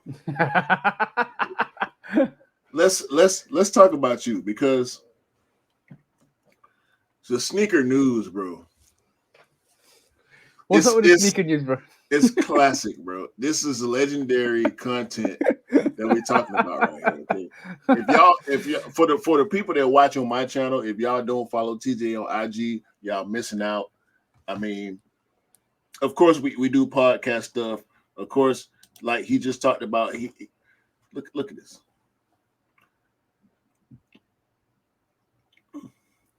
I mean, magic. Bro. Real magic. I was literally there's a thing behind it. I'm hoping it kicks off. Well, I'm gonna keep doing it, and I hope it kicks off because that's more like a community thing. Because what I really want is the sneaker tag is like, you know, when you play. Have you ever played playground tag? Mhm. When you go tag your it, and this is the whole emphasis behind the sneaker tag is every Monday I put a post out for sneaker tag. What is to drive that kind of influence and to drive that kind of not influence but like Community. community feature where like, yo, I've been tagged. Now I need to create a reel. Get your like inspirations and like yo, what can I do? What can I do? What can I do? So and create a reel, tag it to 20 people, and they pass it on. And just tag, pass it on, tag, pass it on. So all of a sudden, people are making reels and content from just putting on the sneakers. So you got a whole week. You got a whole week to make a reel to tag another 20 people on to go forwards. So that's why I call it sneaker tag, because basically I'm the sole emphasis of starting it. So here's my initial tag, pass it on, and it becomes a chain tag. So people pass it on, pass it on, pass it on, Yeah. and you don't even need to tag me back. You do not need to tag me back. It's just me saying, what you got on your feet for this week? Yeah. And I gotta be completely honest. I've kind of dropped the ball on that because I tend to get out because I work hard. So I'll work myself so hard during the day that when I get home, I don't feel like doing much. Yeah. Outside of it. And my reviews are very much just me, genuine me. Just like I try to give y'all on the podcast, genuine me. The only difference with my reviews is I kind of pull back on my language and I try to keep it kid friendly, Cordial. family friendly. Yeah. But on the podcast, y'all gonna get the real shit. But I thought you were gonna give out f bombs there. F you no, this no, and no, f no, you that. no. I don't. I'll give it when I feel it. You know what I'm saying? Because I pride myself on grammar and my vocabulary, Yeah. so I don't have to cuss when I don't want to, but when I'm just being my genuine self, if I feel like cussing, I will, which is cool. I don't knock nobody that chooses not to, but it is what it is, man. I talk the way I talk. I don't speak on the podcast. I try to speak on my reviews. Well, on the podcast, I talk. I talk the way I talk. And you know what? And you know what? It's really interesting. Like you know when you do a review, right? I don't know how it's for you. You know when you do a review for a sneaker, you come down, you look at the sneaker. You either open it before or you open it during the review. I normally have to like to have a look at the sneaker before, look at the detailing, look at what I need to speak about. Right. And if I don't know about the sneaker, do a bit of history breakdown, like literally work out what I'm going to talk about. Right. And then you got it's not even scripted because for me I absorb information quite quickly and I'm like, yeah, bang bang bang bang bang, right? But when it comes to podcasts, yo, this is off the cuff. Straight off. This is raw, bro. We just go in and it's like, yo, bang, let's go. Yeah, we'll come up with topics and we discuss the topic. We make sure that we both know the topics, but we don't discuss what is going to be said during the topic. So, but sneaker news for today, and I'm not gonna play all of them. I'm just gonna play the one for today. So if y'all don't know, y'all go back and watch the sneaker news. He does. TJ does post them also on his YouTube channel as shorts. So whether you watch them on YouTube or IG, to be honest, I've stopped doing that because I literally I might I've got loads to re-upload on YouTube if I do that, if I come back to that. But I've just kept them on Instagram at the moment because it's a diversity in terms of content. So I think sneaker news personally belongs on Instagram than YouTube, but I might going forwards do them on YouTube, or carry on or start uploading them back on YouTube. They'll be later. But when I notice when you do post them on YouTube, they're later. They're not day of like they are on IG. So tune in, man. I mean, great shit. For example, let's go. 60 seconds sneaker news. Welcome back, and that's in the Triple S combo is a new collaboration item for this week. Triple S and the chest mix, the Hype Beast Fest, as the Stripes look eager to join the collaboration hype. Would you buy a sneaker with ice cream and frosting on top? Well, that's what Hickman Sugar wants you to do, as apparently on eBay you can get this toe clipping ice cream whipping on sneaker on auction on eBay. Now we have a official race for the Chicago Jordan 1. The Chicago Jordan 1 is expected to release on the 29th of October. Lord help us if this cock can balls this one up. FedEx again, the concept ones with the Postman Pack ones. More stealing, more dealing, more horse crap from your favorite delivery service. StockX is taxing your face for 15% to return them. StockX thought Dennis was being a menace and charged him 1.2k to return his authentic AGZ tooth. Talk about taking the whole cake and eating it. And finally, Hermes is changing name to Every to best describe their delivery service because every package will get stolen, beaten up, or lost on the way to your door. Thank you for watching. See you next week and peace. Yo, bro. Yo, listen, man. I'm dead. Listen. Yo, you know how many people want to see the outtakes, bro? You know how many people want to see the outtakes? This sneaker news thing, bro, in my opinion, is the best thing that you do because it's concise, it's to the point, and being that I create also, I understand what you have to do when you create the sneaker news. So I have a more of an appreciation for it as a creator. But bro, it's so dope, such a dope segment. Like, and if I don't get the sneaker news, I'm gonna feel some kind of way, and you will be hearing about it. I know other people, do as well. Yo, I'm surprised. I think it'll keep growing and growing and growing, and that's not the emphasis of why I do the sneaker news. The reason, like, the whole emphasis for the sneaker news was me and Alex. Shout out Alex, bro. Hopefully you will get Alex back on once he's a bit more settled in France. But me and Alex were doing the Sneaker Weekly hashtag, which was semi like a podcast, but it was more to do with fashion. It's more to do with fits and how you fit your drip with your sneakers and stuff like that. So we were discussing that. We're giving the GOAT ratings came from that because obviously like that's the evolution of my GOAT ratings came from the Sneaker Weekly hashtag. And something that we always did at the end of it was talk about the news quickly, then bang, bang, bang, bang, bang. And Alex thought it was a bit too long because the show became a bit too long. So we took the segment out because we were like, okay, cool, that's fine. Let's just not do that. Let's just concentrate on the main emphasis of the show, which was sneakers, fits, and fashion. And then it was doing well. Unfortunately, Alex got a bit busy with life, so we kind of stopped doing the show. But that the GOAT ratings came for that for my reviews, and obviously the Sneaker Weekly hashtag came off that show because it was like not sneaker, but 60 seconds sneaker news. I got tongue tied, bro. 60-second sneaker news came from that show because it was like, yo, I want to still do the news because it's quite funny, it's interesting, but I want to give my take on the news. So this is why I'm very not funny, but cynical. I would say cynical. I would say what I feel on that subject matter, and a lot of people are actually thinking on that subject matter.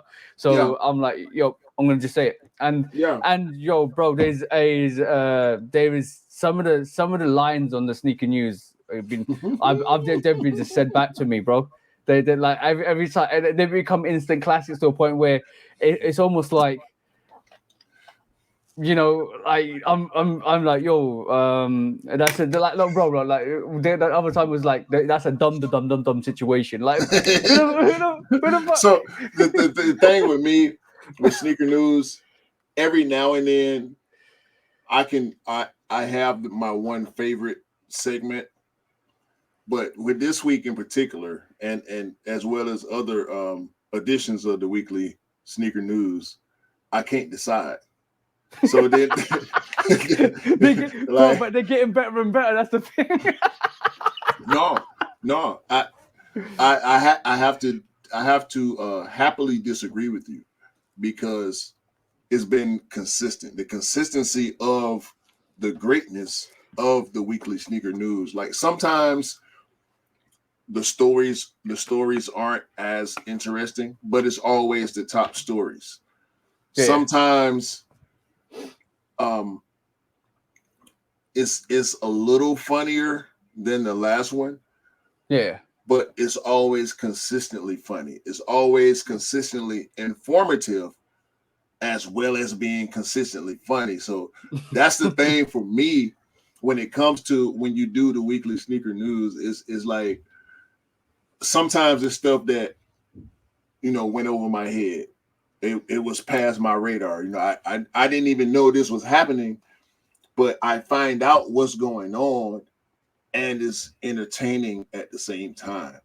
You see what I'm saying? One thing I'm going to show you. I'm going to tell you my commitment to the sneaker news in a bit. But one time, like for me, it's bringing that little bit of funny joy into people's lives every week. And I'm not I'm not an entertainer. I don't. You are. I don't. I'm not an influencer. I'm not an entertainer. I'm just a normal person. I do this. I do the YouTube, the Instagram, just because it's fun for me. This is why we do the Shoe Dog podcast. I don't want anything from it. And if something does materialize in the future from it, I will be giving back to the community for it, because basically that's where it belongs. Everything, all our successes are always going to be shared, because I believe we grow. All of us grow together, and we don't grow separately. And like growing separately doesn't mean much to me. Like I could be if I'm putting mind to it, I could go levels and levels and levels by myself or wanting to. I'll feel really lonely if I was at that level and none of my bros were there. See what I'm saying? Or none of the people that I respect were there. And for me, it's always about giving back. And it's something like the sneaker news for me is giving back something funny back to everybody to enjoy. Like, look, bro, and I'll tell you the commitment. I do now tell you the commitment. I was out yesterday, right? Mm-hmm. So I got up in the morning, 7:00, picked up sneakers, came back, did the live, right, with Cam, then got ready, flipped my clothes, got ready, went to this wine bar from until like 6, or from like 3:00 to 6:00 or 6 or 7:00. Got home at 7:30. We chilled, watched a couple of shows, and then like legit had a couple of drinks and just chilled. My mate went to sleep. Mate left at 2:00 in the morning, and I literally I was okay. You you look at that sneaker news again and tell me I'm not okay, because at 3:00 in the morning, right? Got up, wrote the news. Right, I had the subjects in mind, wrote the sneaker news. Took me like 30 to 40 minutes, just quick looking through, bang, bang, bang, bang. This is like, I remember this happened. Recorded it in another 40 to 50 minutes, edited it in another half an hour to 50 minutes. And by this time, it was 3, 4, 5, 6 o'clock in the morning, bro. and I was like, and this is why I woke up at 2:30, bro. and I was like, all right, cool, that's fine. I will put alarm in for like 9:00, and I'll wake up and post it and go back to sleep. So I literally woke up 9:00, dropped the news, went back to sleep. Yo, bro, like if I didn't enjoy it as much and I didn't want to bring that little bit of happiness, I wouldn't have done it. I would like, yo, I can record it in the morning, and I do this like, and that's even for the reviews I do, that's even for the Shoe Dog podcast I do, that's even for the lives I do. I have this I'll have this like dedication to kind of come on and just have fun with it and enjoy it. And bro, I've been doing this for like the YouTube since August 2000, August 19th of August last year. Yeah, and 6 months, 7 months. Yeah, and I'm not stopped, and constantly every week there's something new. But it's not. I don't pick up sneakers because I have to do it for YouTube. I pick up sneakers because I want it. I enjoy it. And all the sneakers I get, I'm gonna wear. But also, I do I do a lot more like customs, reviews, and all that stuff. The Shudo podcast being one of it. But I wouldn't like it takes up a lot of my time, bro. It takes up a Yeah, lot of my time. yeah, But it's a labor of love. yeah, yeah, People, I don't think people, some people realize how much, because everybody's not a creative person, right? no, no, no. That's one thing I had to struggle with throughout my life. Being a creative person, for me, it went from drawing to rapping. That's why I am 808 Kicks. The 808 comes from the music part of my life, Yeah, yeah. because I do still make music. I make beats. I rap periodically now, but I help other people. I still record music. That's why I got on headphones, and my Mhm. microphone is over here out of the camera shot, because this is my studio equipment. I got a keyboard right here in front of me. Y'all can't see, but being a creative person my whole life, understanding the process of creativity, even going from art, physical art, drawing and painting, and then I got into model cars, which is also Yeah. an art form, and then I got into music, and now when I became a sneakerhead, getting into the creation aspect of that, doing YouTube videos, doing IG videos and lives, reels, doing this podcast, the creation process is not easy. You have to have a dedication to it, a personal dedication, not just from a monetary standpoint, because I'm gonna be honest with y'all right now. We don't make no money from this. Okay. We love doing this. This idea came from jokes with Egot Soul, calling him a shoe dog. And the conversations that me and TJ have, because we are bros, and it's like, wait a minute, we on the phone for all these hours, having jokes, having conversation, whether it's something as far as the sneaker culture is concerned, whether it's trivial, whether it's serious, whether it's controversial, we having these conversations. Mhm. Let's let everybody hear our conversations, Yeah, because yeah, yeah, yeah. a lot of people feel the way we feel, and some people don't. Some people don't even know what's going on. So Yep. when it comes back to you doing the sneaker news, it's important culturally for our audience, for the people that rock with us. And when I say audience, I don't mean random people. Yeah, we'll have random people, and that's appreciated. That's much appreciated. But for our core group, these things matter. These things are important to us. This is the stuff that we pay attention to. And it when it come out good or great, which we all aspire to be great at whatever it is that we're doing. Yeah. Yeah. When it comes out great, it has to be celebrated and it's appreciated, bro. And for all the work that I put in, for all the work that you put in, and others around us, people that we know, the people that we want to have on the podcast in the future, and people that we have had on the podcast in the past at this point, it's great, bro, because this is what we do. This is what we care about. It's not like Mhm. we don't, y'all just listen to us go in for 30, 40 minutes about world things.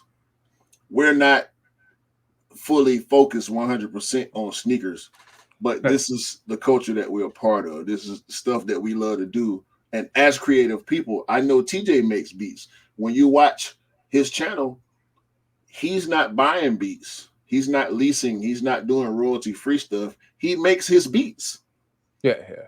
which gave me an extra appreciation, because I've been doing this since I was 14, started writing music, and 17 started producing music. So just being a creative person, man, everybody does not have that creative drive in them. And for people like us, we it'll hurt us to not be able to create in a certain It's way. it yeah. I think for me, it's it's the freedom of expression. Like I found whenever like I'm massively like this. I used to back in the day. I used to have my whole studio. I used to make my own beats as well, from fresh as well and stuff like that. So and like sometimes when it got to a point where I had to choose out of either making music or basically working full time, and I chose working full time, obviously.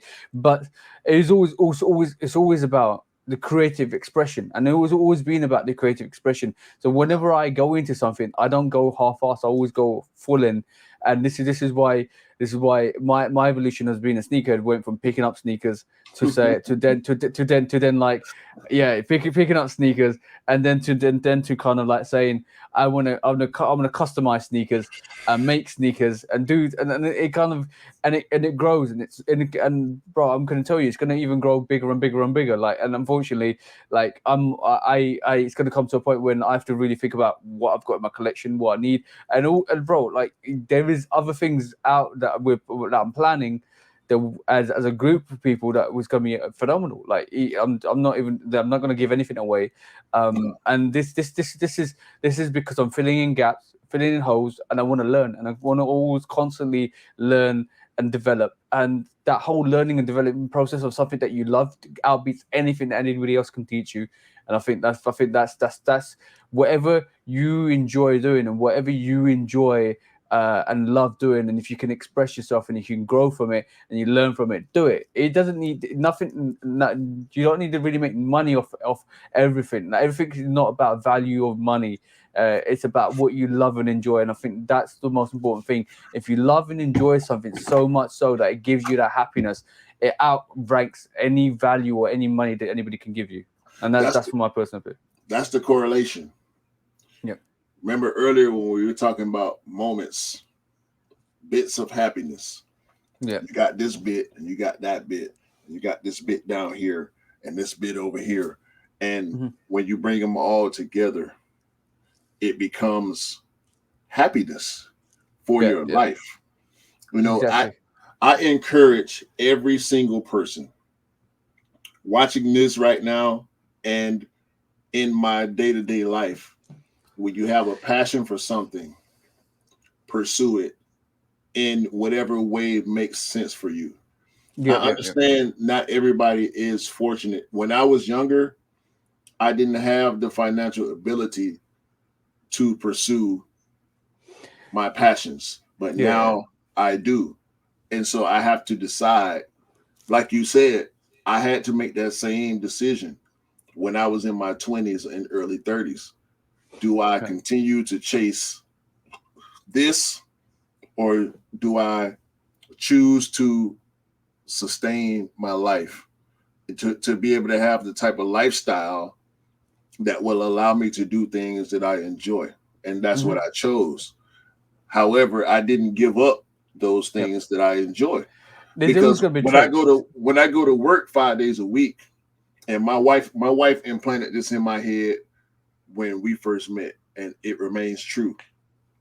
Your work finances your real life. Yeah, of course it does. Of course it does. For those You of us can't. that have 9 to 5s, Yeah, you can't sit there and wish upon a dream and start and start for no resources. You have to have resources to develop. You have to. Unfortunately, if that means working a 9 to 5, and then be it unfortunate or fortunate, some people love their 9 to 5s, and some people don't. So, like in reality, it's called stepping stones, and there's a reason why it's called a ladder and it's called a stepping stone. You need to step. You need to jump on those stepping stones one step at a time. Some might be longer than others. yeah, Some might be shorter than others. But if you have ambition and drive, and you want to go and do something that's awesome, and you love, go and do it.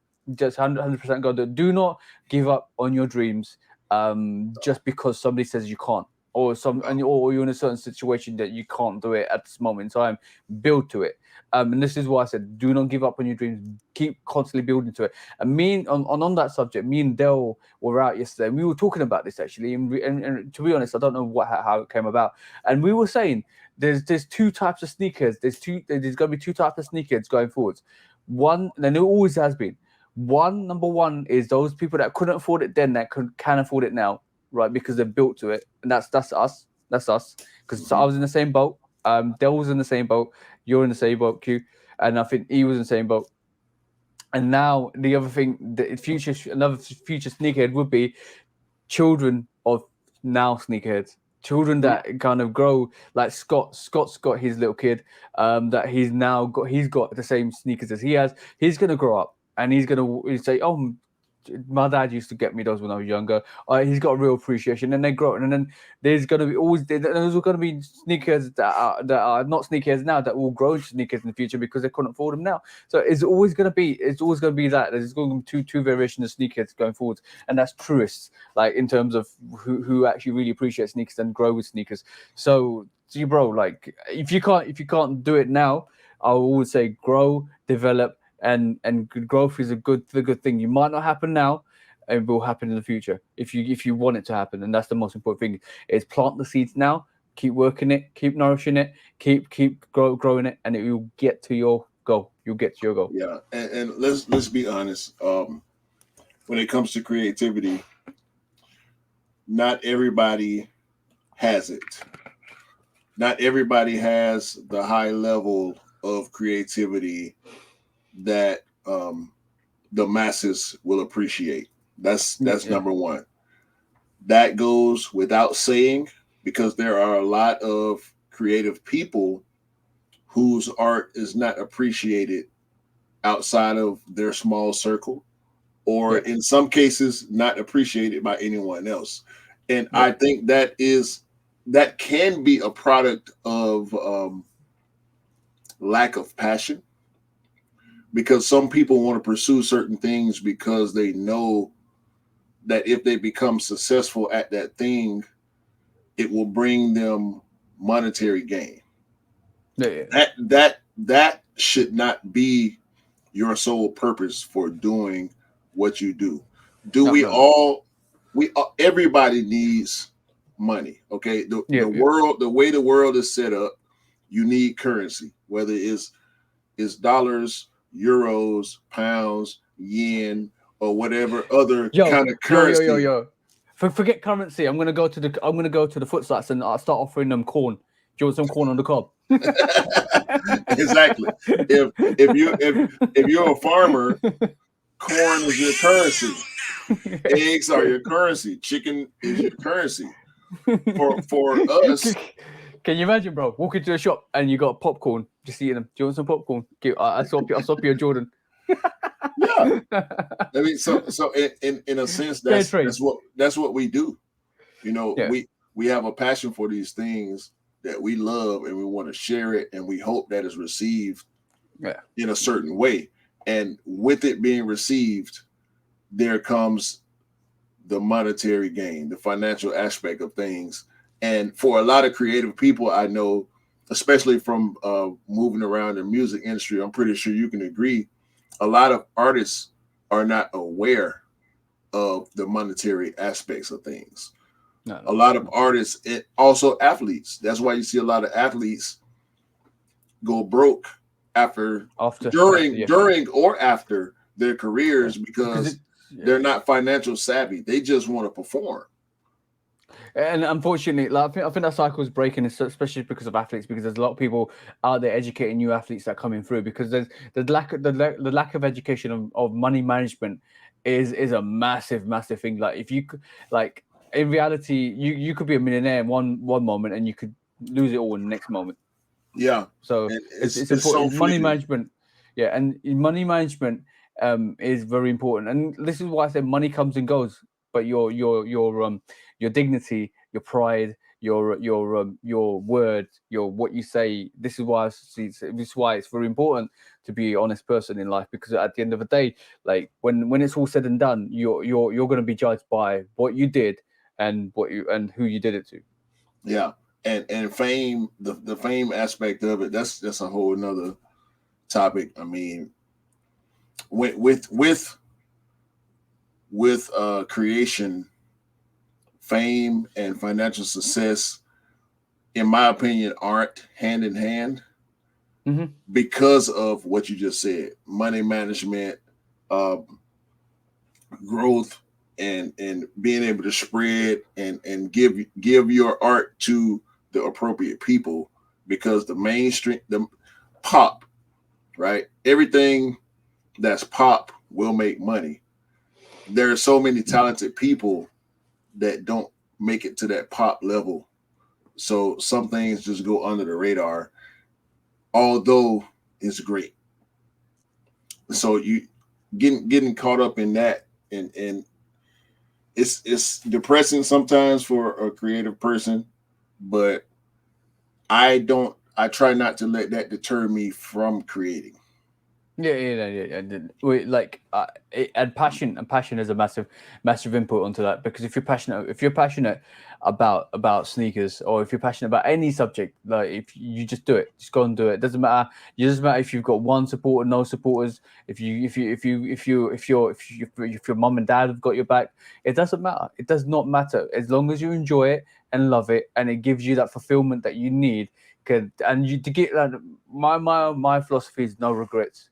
Make sure No. you have no regrets. No regrets. Right. Keep doing what you love and have no regrets in life. I know there's always going to be regrets, but try and minimize them and try to do stuff that you're passionate about. I'm not saying go quit your job and start this or start that. I'm saying sometimes, like, for me personally, my week is so mental that my girlfriend worries that I might burn out, or I might kind of slow down a bit, or I might lose my creativity.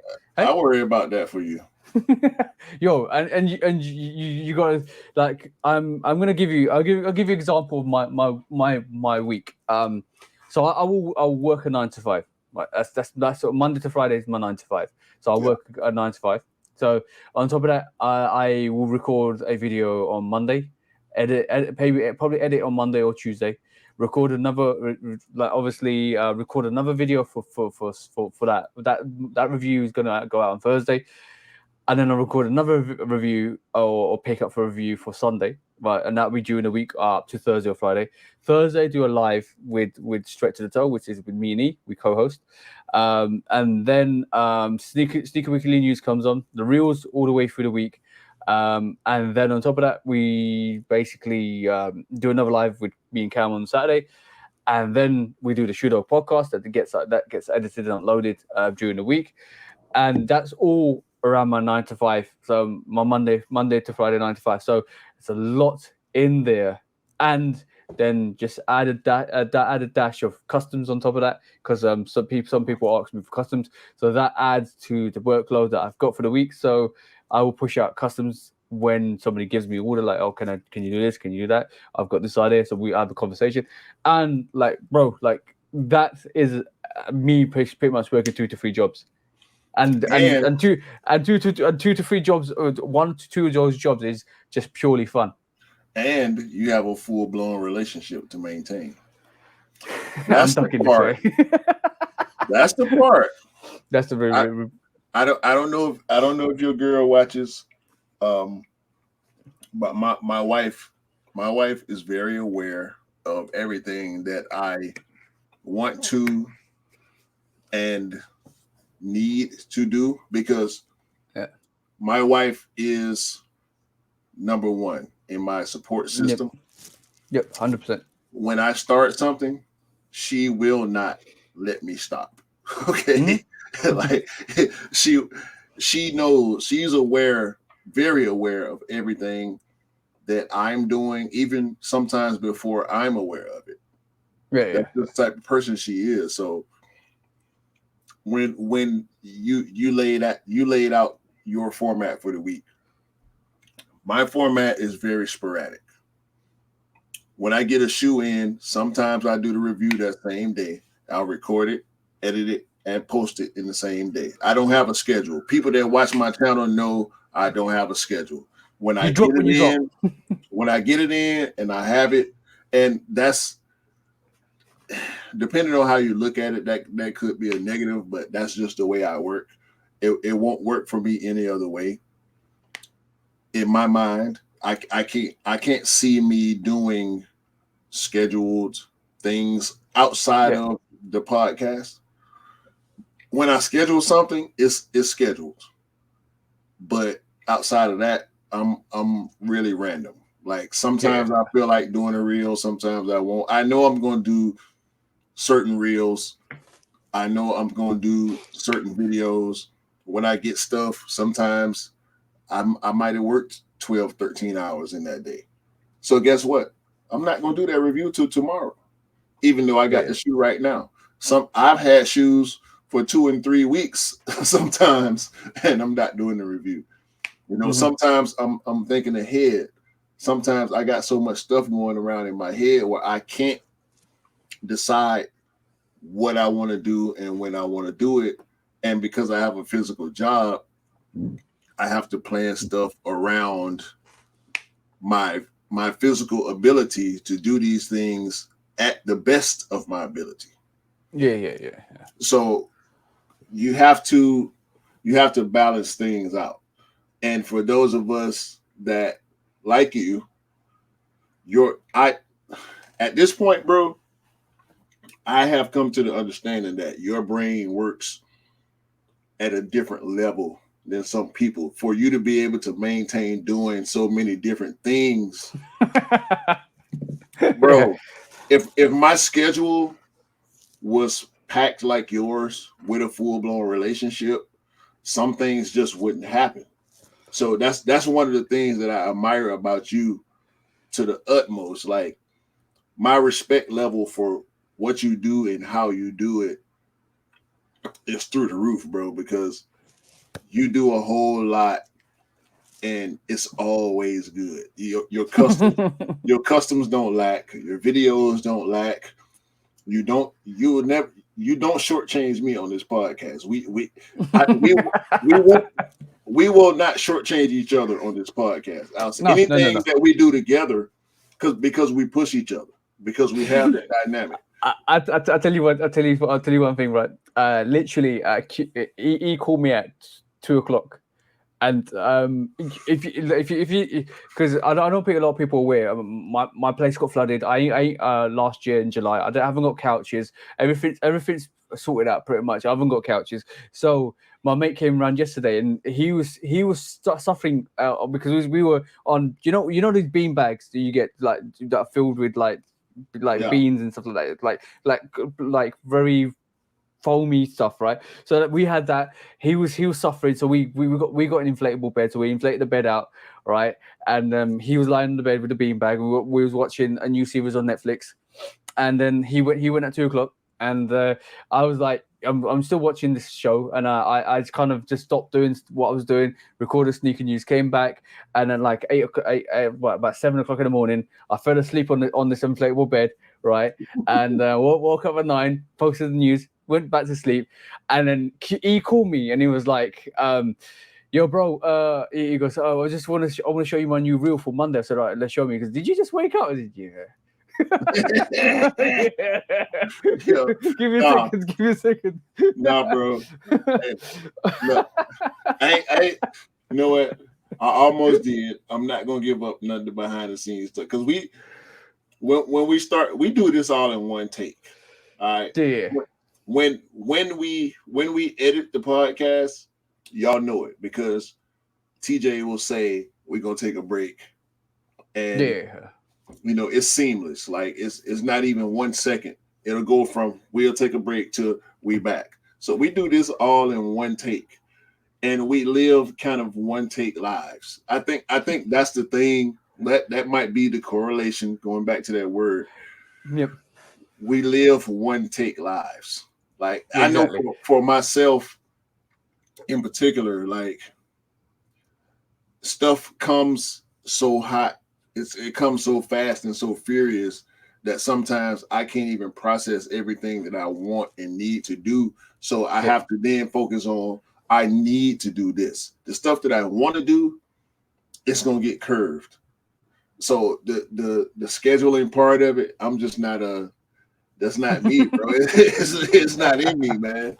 For some reason, uh, it's just not in me like that. I can plan on doing something. I'll be thinking about it for a week, but when it's time to do it, it's like, well, I never set a definite time, so yeah. I could wait, Yeah. or Like it might come early. You never know. This is to just round this conversation up because we're going to move into the news. We're going to move into the events for this week. But just to round this whole thing off is life is one take. You don't get a break. You don't get a curtains call. You don't get a snap retake. Trust me. Life is one take. Live it to your best ability. Be constantly work and to work to your goals and constantly be positive. I know being positive is hard. You guys see me all the time, and you see I'm probably the most upbeat, positive person out there, or like for my group of friends and stuff like You that. are. But You but are. like I do have my down days, bro. Sometimes I wake up and sometimes like I'm fucking tired or my mood levels ain't like up there. But I like it's not because I feel down. It's just because my energy levels are probably low. But like you could ask Scott every time he calls me. I'm on. We have a conversation, right? And me and you will have a conversation sometimes as well, bro. And we will literally be, bro. The other day, you were making pizza, right? You know what's coming. And I said to you, randomly, you were making pizza and we were talking, and I go, and then randomly my brain just thought, yo, this will be quite funny. Yo, bro, what do you call a mouse that almost dies? What does a mouse say? What does a mouse say what does a mouse say that almost dies? Jesus Christ. Jesus Christ. Jesus Because you were Christ. making Jesus you were making pizzas, bro. You were making pizzas, and it makes sense to me. Yo, let me tell. No, bro. And you just turn around. You turn around, and you was like, "What the hell did you just say?" It made, bro. My brain works in a really weird way, bro. Oh, shit. No. This was the most random, ridiculous shit. I'm telling you. Scott will call me. Scott will call me one time, right? And he will be like, "You like, are you taking anything? You're bouncing off the walls." I said, "No, I'm fine, bro."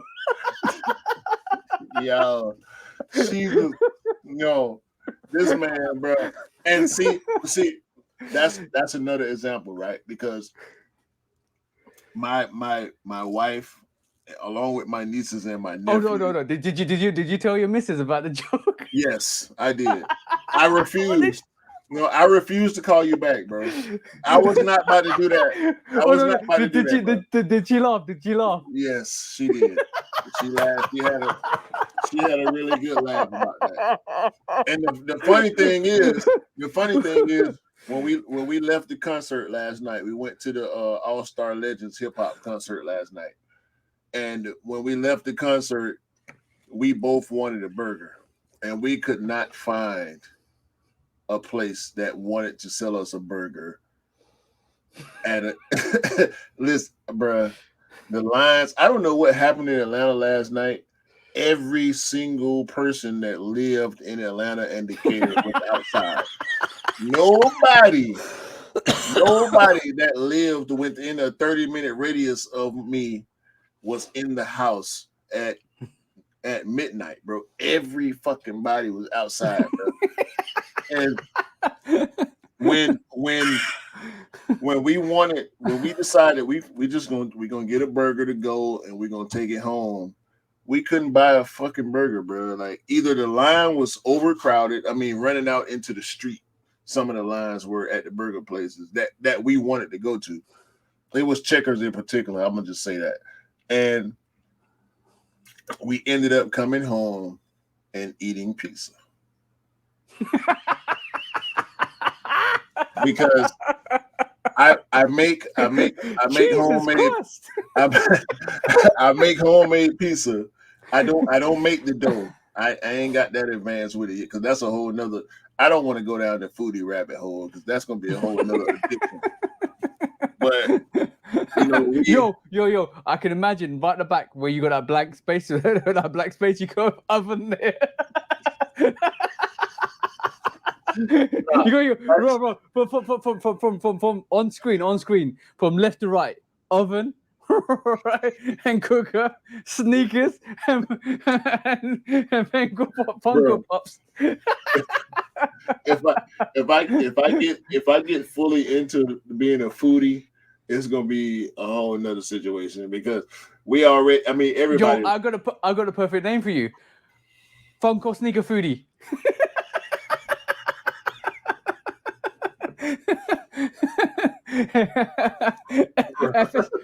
Forget SNS. It'll be FSS. FSS. Funko Sneaker Foodie. So I buy the dough, right? I buy it is normally on flatbread. I buy the flatbread. This is ideal for anybody out there that want to take it. But I buy the flatbread and I build pizza. I do barbecue for myself and I do regular tomato base for her because we like different toppings, right?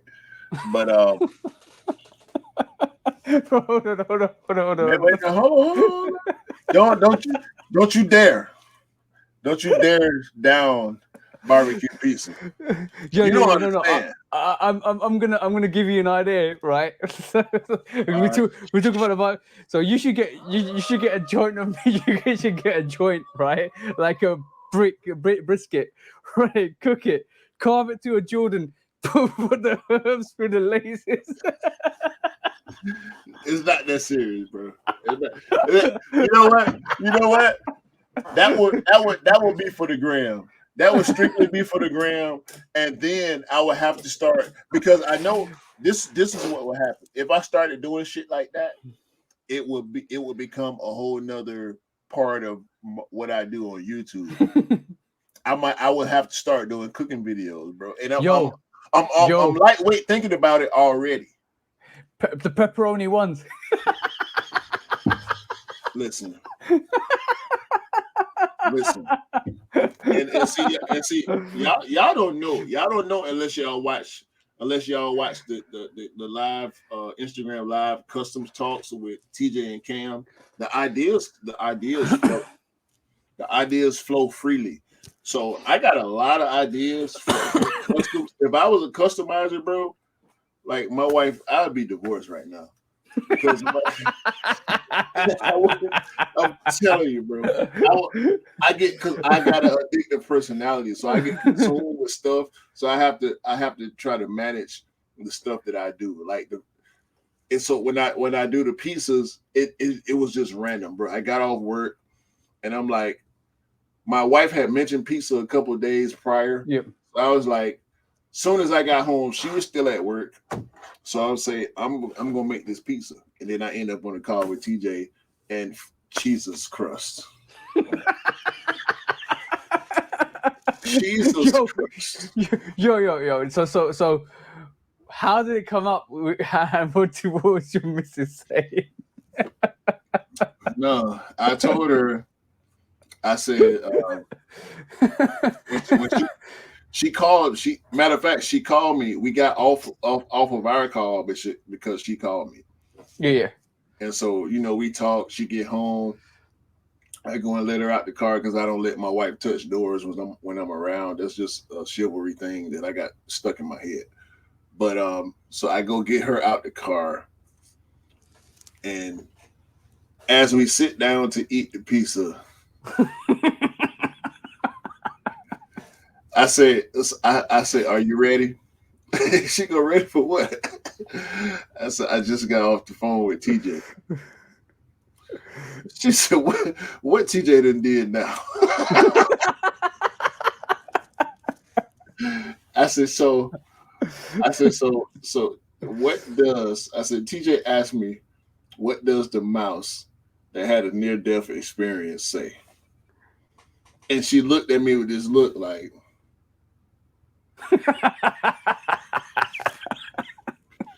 what does the mouse say? And Jesus crust. And she put her face in her hands. It's so bad. It's so bad that it's actually quite good.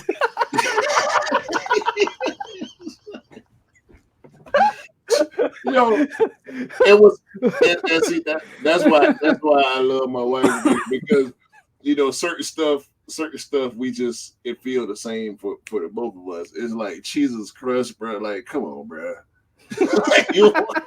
Why? Why? Yo. If anybody's watching out there that wants to create a food chain or a pizza restaurant, please call it Jesus Christ. Please make sure it's got a little mouse next to it with some tire tracks around it saying, "Phew, I survived." Jesus Christ. Somebody Jesus gonna do that. Yo, Somebody do gonna it. Do it, and I'll buy your pizzas. I'm giving away free ideas. We gotta stop. Jesus We gotta Christ. stop. We gotta stop, Bro. bro. We gotta stop. All right. So let's get a bit serious. Let's talk about this week's news. Look. This is what for everybody that's watching. This is what I envisioned. I knew we were gonna have episodes like this where we've been off the cuff for like an hour and a half. Bro, 2 hours in and we haven't talked about the subjects that we're talking about. No, the only thing that we knew we were gonna talk about was the pickups for the week. Everything else has just been straight off the cuff, bro. Like, and I'm sorry for people that wanted to come and hear us talk about sneakers, just sneakers. Like, y'all gotta forgive us, bro, because we crazy. Both of us crazy. We didn't talk about the creative on mind. My soundboard. I'm gonna record that on my soundboard. Jesus Christ. No. Every time, instead of having, I'm gonna put Jesus Christ. No, I'm giving you a red sneaker. Every time you do that, I'm giving you a red sneaker, bro. It goes well with my top, so keep giving them to me, bro. All right, cool. All right, let's move on. I don't even want to talk about my topics. We both got topics, and we'll save mine for later because they're not time pertinent. So let's what you got, man? So first things first. Let's have a look at the situation with StockX. Let's start with StockX, our favorite reselling company, StockX. Your favorite. Well, one of the biggest companies out there for StockX. So I'm this is all allegations at the moment. I'm going to pull this up. So this is the situation that happened. Well, we know it's happened before, but this is a big situation where shout out to Nice Kicks for actually posting this. So what happened was somebody sent over the Yeezy Air 2s to StockX. They got rejected as non-authentic, and then it came back that he had to pay an additional 15% surcharge to get his sneakers back. So in reality, the sneakers he sold for $8,000, and now he has to pay $1.2K to get his sneakers back because in reality, that 15% surcharge on the sale price to return an unauthenticated sneaker is now enforced. So that's bullshit. Yep. So that is pure bullshit. Fuck StockX. Fuck them. So in reality, this unfortunately, and the thing is, there is also videos of him proving that they're authentic. So this is basically he proved he kind of pulled them out, showed the receipts, showed the sneakers, showed them that they're real. So like the allegations set on StockX at the moment is the fact that they are unauthenticating real sneakers to get that 15% build-in surcharge. That's the allegation. That's told. I don't know whether it's true or not. That's the allegation because this is not the first case. There's been several cases. So imagine, bro, that you were selling a sneaker for about $1,000. So say you was a reseller, or say you was a normal person selling a sneaker for $1,000 because you don't want them, you don't wear them, you stood there, then you want to trade it in, but you can't do the trade, so you send it to StockX and you sell that sneaker for $1,000, and you know it's legit because it came from the right place, you came from the authentic place, you know the fact that where it came from because you got it from the foot sites, but you sent it, and they unauthenticated it, saying that's a fake, and they charge you $150 to get your sneaker. But that's small change in retrospect to what happened with this guy, but still, like you are literally taking a hit, and you know your sneakers are legit. Bro, fuck StockX, bro. How dare they charge somebody $1,200? What? Okay. Let's be realistic. Okay. So I pay the shipping, right? I post a shoe. A person decides I'm willing to pay that price for that shoe. Mm-hmm. That's between me and that person, correct? Yeah. So here's these third-party jackasses. They already taken a large percentage, and when I say large, StockX is taking what 20-30% of the purchase. When it fees, processing, whatever the fuck processing is in the first place, and then there's shipping. So I pay shipping. I pay shipping to StockX and to the person. Maybe that's where that processing bullshit come in at. But if I sell a shoe and y'all say, okay, it's good enough to give to this person, y'all already taking y'all money. But because y'all decide, these people that aren't necessarily sneakerheads, these are people that have jobs, okay? People go into industries, the person that go and work at McDonald's might not even eat burgers. Mm-hmm. The person that goes in and works at AutoZone don't know shit about cars. I've seen people that go and work at Foot Locker and Finish Line, they don't know shit about sneakers. It's a job because they need money to pay their bills, to maintain their life, to raise their kids, to support their families. Not everybody that gets into an industry is a product or a fan of that industry. It's a fucking job. So I know for a fact, just like everybody else, if your brain works in a certain way, you know for a fact that there are people on that authentication line at these places, StockX, GOAT, and other places outside of the small personal private owned resale stores. These people don't give a fuck about sneakers. They don't know the difference between a Yeezy 2 and a fucking Adidas Yeezy. All they see is the name Yeezy. They don't know what they're looking at. They don't know why they're looking at what they're looking at. If they're being told by some people to look at certain things, and they're on a time crunch. They have a certain amount of time. Rumor has it, StockX only gives people 60 seconds to look at a fucking shoe. 60 seconds, bro. You're going to look at 60 seconds to authenticate a $8,000 sneaker. Is that what is that the standard? 60 seconds ain't even enough to clean your butt, bro. Bro, you going to charge me? You going to charge me to send me my shoe back? And if I don't give you the $1,200 to get something that I paid for, whether I pay retail or resale, you're going to charge me $1,200 to get my property back from you? Yeah. Okay, cool. I'm gonna kind of like just break it down. We're going to court.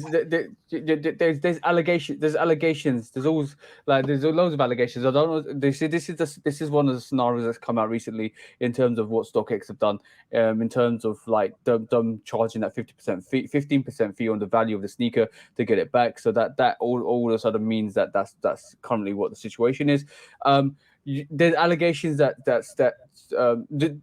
you're right in talking about like you don't know what the validity of these checkers are, because there's allegations of Travis Scott ones, the Mocha versions, about thousands of pairs went through that were fake, that UAs that were fake. So there's that allegation. There's other allegations where people think that they StockX grab their sneakers, swap it out for fakes, and send them back. So there's that allegation. These are all allegations, by the way, not proven to be correct, but these are all allegations. alleged allegations that are set by other sneakerheads to StockX, and also I know this for a fact. I know this for a fact that there was this when back a couple of years, StockX put a premium charge on selling. So over a certain fee, over 600 to 600 to £700, you would have to pay an additional fee because your sneaker was premium. Right. So in reality, they were taking much more of a higher percentage of cost. So say you could sell a sneaker for £650, right, for instance, and they'll give you that 15 to 20% charge. But then if the sneaker went above that value, they'll that above value will get charged even more. So all of a sudden, you selling it at 700 wouldn't be cost effective because you could sell it at 650 and get more money. So It's and then taxing. they were taxing the sneaker price over a certain price, and they got rid of that. They got rid of that because a lot of people were in uproar behind it. So there's tactics that StockX do use, which is suspect, very suspect. But they're a business company, and they're looking Fuck to StockX. profit. They're a business company to be the middleman to prioritize their middle management, and that's what they are. So let's get this right. They like for a company like StockX, I don't care if I'm going in now, but for a company from StockX that don't have good customer service, that rely on email, that you can't talk to, the automated system shit, that ban people, that strike people, that have suspect activity. Why is anybody going to use you when they can go to eBay now, which is a way better platform Way to better. sell sneakers, way better platform to interact with your customers, way better Yes. platform to interact with your buyers, way Yes. better platform because you can actually call them and get a person to respond to you. Yes. Why would they choose this? Why would they choose StockX? Fuck StockX. All right. Listen. Fuck them. If you can avoid using StockX, please do so. There are way. If you love something enough to do that, to pay the amounts of money, get it how you live. Okay, do what you please. It's your money. It's your life.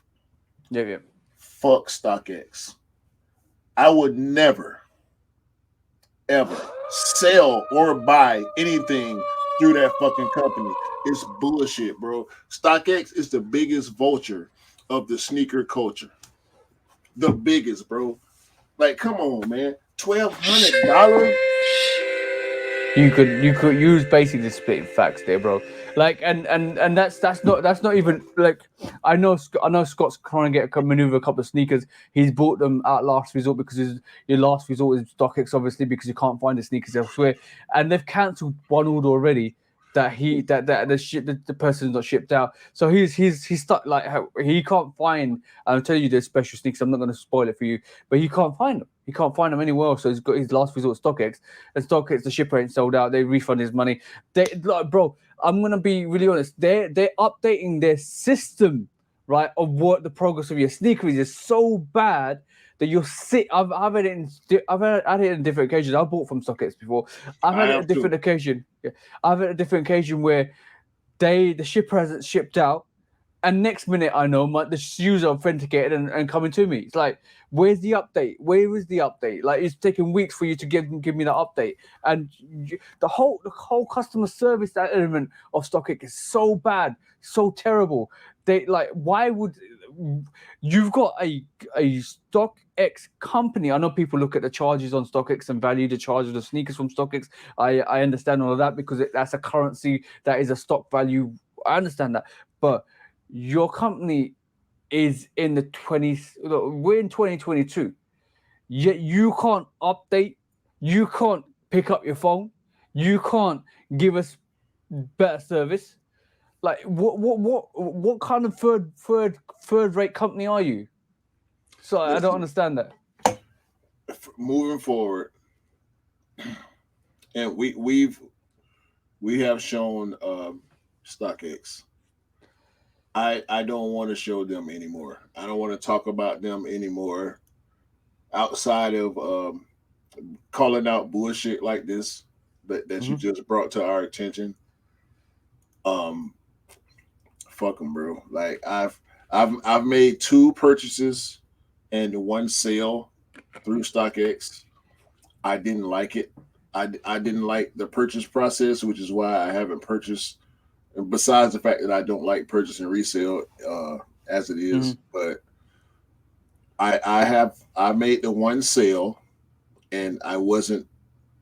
It didn't hurt me because I got my money back, but I didn't like it. Even sending out, I don't feel like that person because I didn't get the proper updates. Oh, excuse me. I didn't get the proper updates. So I don't think that person got the proper updates. Yeah. I have purchased 6 pairs from eBay. Yeah. One of which, oh, I'm sorry, 2 of which I bought 7 pairs. 2 of them didn't come through. I got a pair on the way right now. The updating, the customer service, being able to track fully through eBay is a hell of a lot better. And also GOAT. This is not an advertisement for either company, but GOAT to me has been better than StockX, and eBay has been better than GOAT.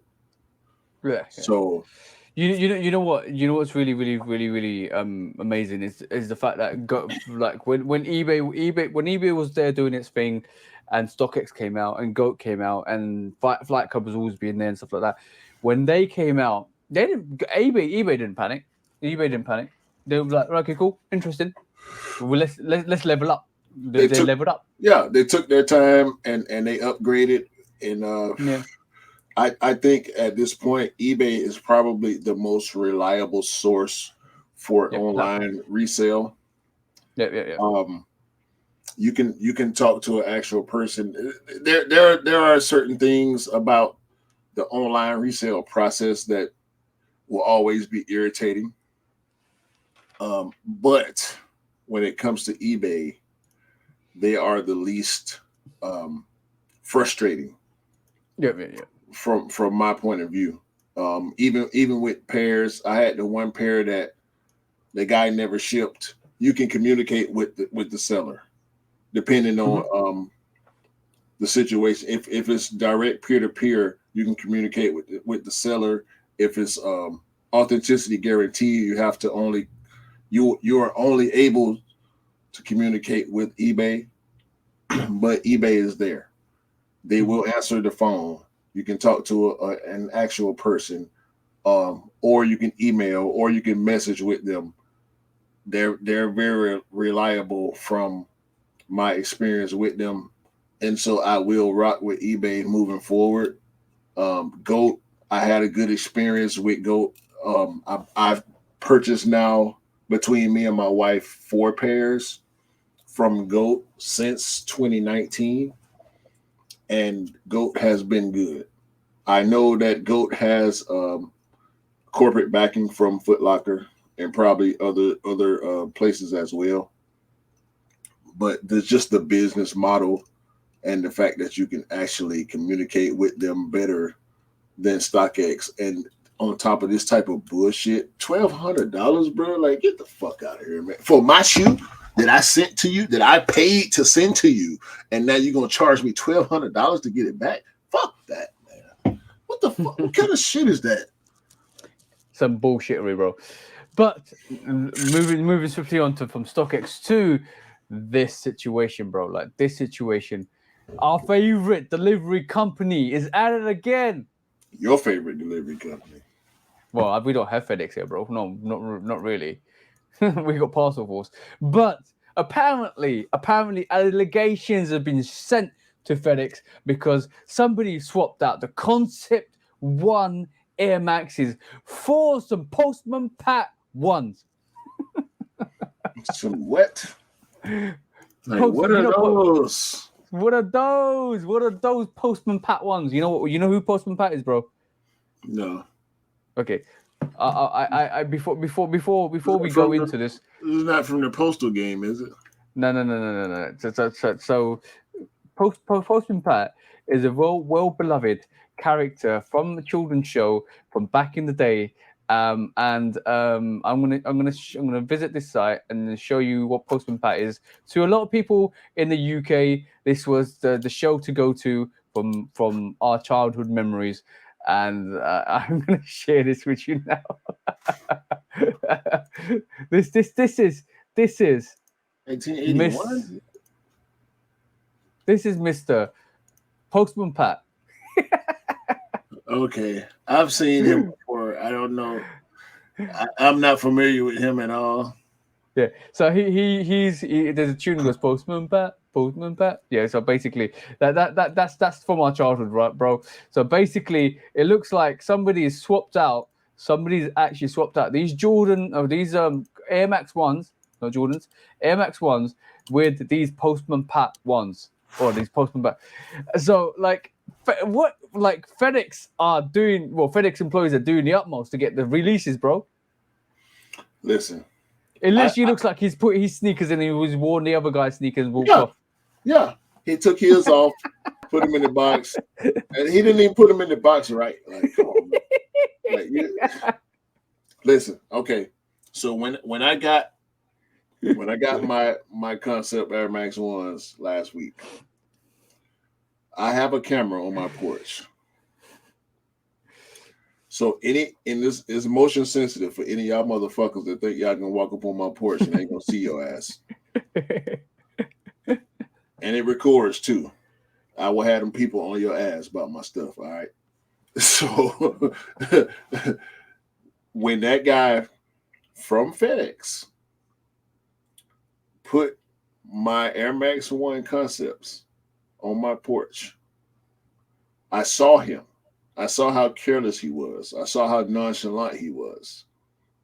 When I came home and got my package off of my porch, it was open.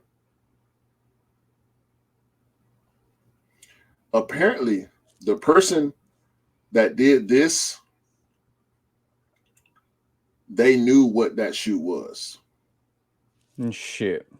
The person that opened my package didn't know what that shoe was. Yeah, because I saw that because basically you showed me that when you called me and you said, "Look, bro, look what happened," right? And when you open a package, all you see is flower, like the flower display from the tick, Yeah. right? And they probably thought, "No, it's not the right one I want." Because he was looking for rebellionaires, bro. He was looking for rebellion. Yep. Yeah, and the pair of rebellionaires that I have coming, that's for you, is coming through UPS. And I know even that FedEx person that delivered my Air Max is not my regular FedEx person. Yeah. I have a female FedEx driver that normally delivers my FedEx packages. It was not her. Yeah. My UPS guy I've actually had conversation with. He knows when those rectangular boxes come, he knows what's in those boxes. Yeah. But he's an honest guy. Like I said, I've had conversation with him, and we didn't talk about what I get delivered. We talked about work in general because I'm also a delivery driver. So we just talked about, the delivery driver life in a sense. Yeah. But this is bullshit right here. Well, I do like your approach to picking up sneakers because I think from your perspective you can book it in at a stop en route so you actually pick them up. I think that's a better option. Number one, because people don't see constantly packages coming to your address, and number two, it means that you can go at your luxury to pick them up like you're going shopping. So Yeah. it kind of just alludes, like kind of dilutes the whole there's packages at his door, let's go and steal them, to I'm going to control where my packages end up and who has handle of them so I can go and pick them up myself. Because I feel the whole processing unit up to delivery is not when they get stolen, it's when they're out for deliveries when that Yes. issue happens. Yes. And let's break this down because FedEx is not going to give that man a pair of Air Max Ones. Neither No. is Nike. He will file that claim. The claim will be either found to be true or false. Hopefully, the claim will found to be true and he will get his money back. He won't get that shoe back. For Yeah. retail, that's a Nike box. If you scroll back, that's the box. That's the exact same type of box that Nike sends out all the time. That box with the pull tab on it. Mm-hmm. So that box came from Nike, and Nike will not give him that shoe again. He will get his money back, and Nike will get their money from FedEx to cover that claim. And then FedEx will get their money from the insurance companies that actually validate that claim. Yeah, they'll both get their money from insurance at the end of the day because a product went out, it was paid for, it went out, and it didn't get delivered. So FedEx and Nike are covered insurance wise. That delivery person will more than likely lose their job for a pair of $170 sneakers. Bro, and you love that word. There you go. I've just highlighted it. What's the Leadership. Yeah, that's some laser shit right there. Yeah, When but I don't know. Like, it's ridiculous that we got cowboys out there stealing stuff like from people's doors.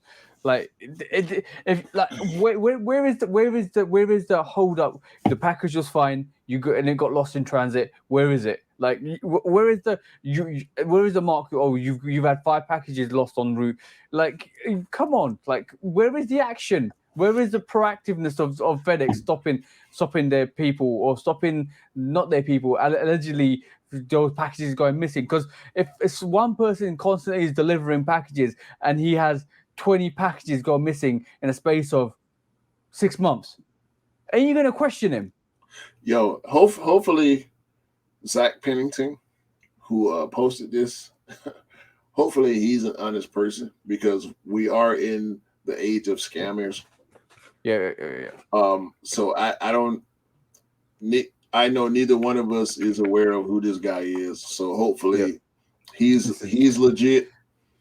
But wait, at the moment we're claiming this story to be legit, a legit story. So that's the caveat to this story at the moment. But it seems like this is some bullshittery that FedEx are coming. But you are gonna get scavengers. You are gonna get vultures that actually take advantage of the fact that FedEx packages gone missing and they're gonna claim it. But we're not saying to or fro. We're taking the story as 100% as what it is for face facts value, rather than actually saying this is a true story or not. This is face facts. This is what we've seen. This is what the information is out on the media, on social media. This is what we're talking about. And either way, if the guy's dishonest, that's on him. If the FedEx driver is dishonest, that's on him. You only live with what you sow. So in that perspective, we're taking the story as face facts.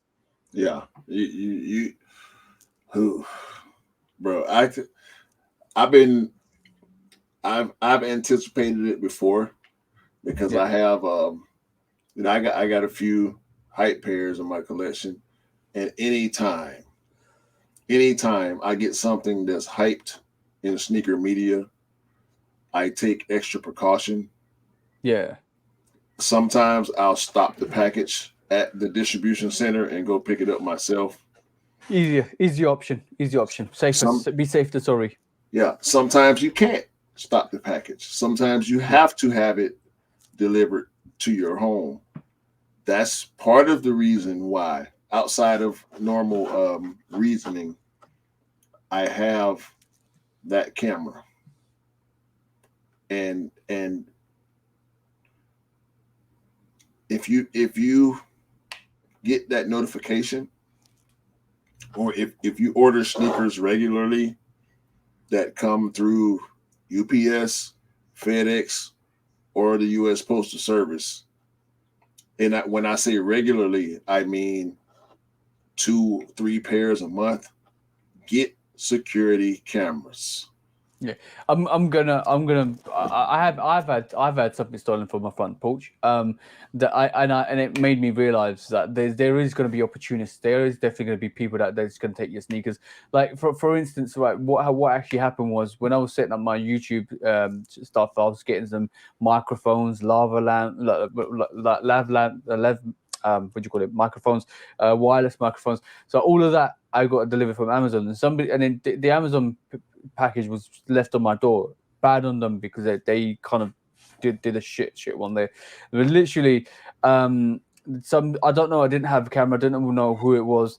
Somebody came down to the basement flat, picked it up, walked away with it, and they left somebody else's package on my door because they had this was COVID. They had face masks. They opened up the package, left it there because there was no value, and they kept. So somebody was going down our street, checking every single door, picking up packages that were left at the front door. There's going to be opportunists. There's always going to be opportunists. Unfortunately, you can't stop it. But now what I've actually done is I've actually installed a camera system outside my place, so I know exactly what's happening. I'll get triggered with alarms, exactly like what you're talking about, bro.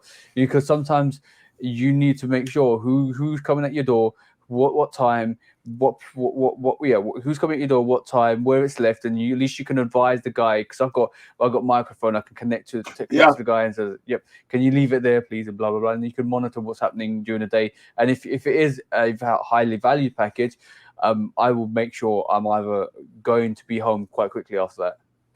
Yeah, and I'm gonna say this, man. I'm gonna just say this. I don't think I have too much to worry about because of the type of neighborhood that I live in. But you can't come anywhere near my porch without me being able to see you. Yeah. So I advise anybody that's getting, because my wife orders, she likes to shop online. I order anything. I don't care if it's worth $5 or $500. You come on my porch, we will find you.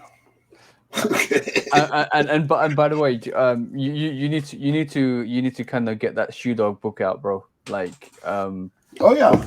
For my we totally got engaged with the whole aspect of our conversation of the news, that we totally forgot that StockX, you're getting a Shoe Dog book because of your allegedly bad practices and your alleged suspect activity. And FedEx, you're also getting that Shoe Dog book for your not controlling your employees or not hiring the correct employees to make sure your packages get delivered. And just to caveat that, and if you are defrauding the situation and throwing allegations or bad shade at FedEx because you want to get a free pair, that's for you guys as well. Because be honest, be precise, don't lie, because you'll get caught out. Simple as. And the Shoe Dog book is shaking. It's trembling with fear. Okay, we're coming to 3 hours, so this is gonna be the last story. We don't want to keep it too long. So the last story of the day is I don't know what to pick. What shall I pick? Okay, let's just pick this funny. Let's pick a funny one to end with, and the funny one we're gonna pick to end with this week is this. Oh my god, this guy. Now let me say this. How do you say his name? I say it's Hickmet Sugar. Yeah, Hickmet. Hickmet. Him Sugar, something like that. So basically, I don't know this person. This is the first time I've actually seen him, but he did a little video about him eating Ben and Jerry's from the Chunky Dunks. And that same Ben and Jerry Chunky Dunks is for sale right this moment in time on eBay. So this guy, which store he is? I believe he's affiliated with one of the boutiques in the US. I cannot remember exactly which one it is. I have seen him. He actually has sneakers Yeah. that he has made and designed and everything. So he is a respected person Yeah. in the culture. I respect him. I follow him on IG.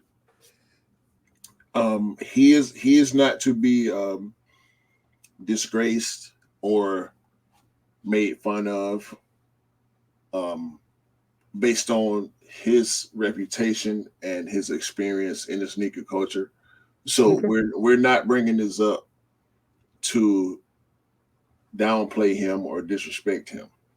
Yeah, I just thought it was really funny because the fact that he's eating Ben and Jerry's one moment and the next minute he's selling his sneakers on eBay, or the So same sneakers. So the question is, would you buy that sneaker, bro? Would you buy that sneaker knowing that it's had some Ben and Jerry's ice cream in it? so we can look at this two ways.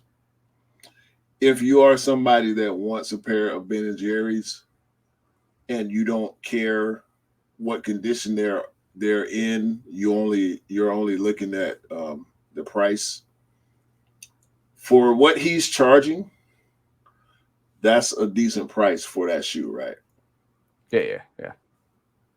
The fact that he has done what he's done with that shoe gives it a certain level of legend in the sneaker culture. So it's like I'm I get kind that. of I'm kind of on the fence about it because it's his shoe.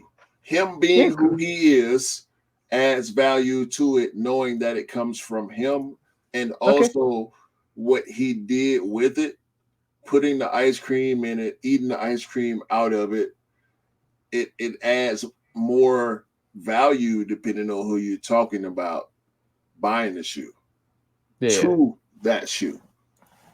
So I can't really I can't knock it. Would I buy it if I was in that market?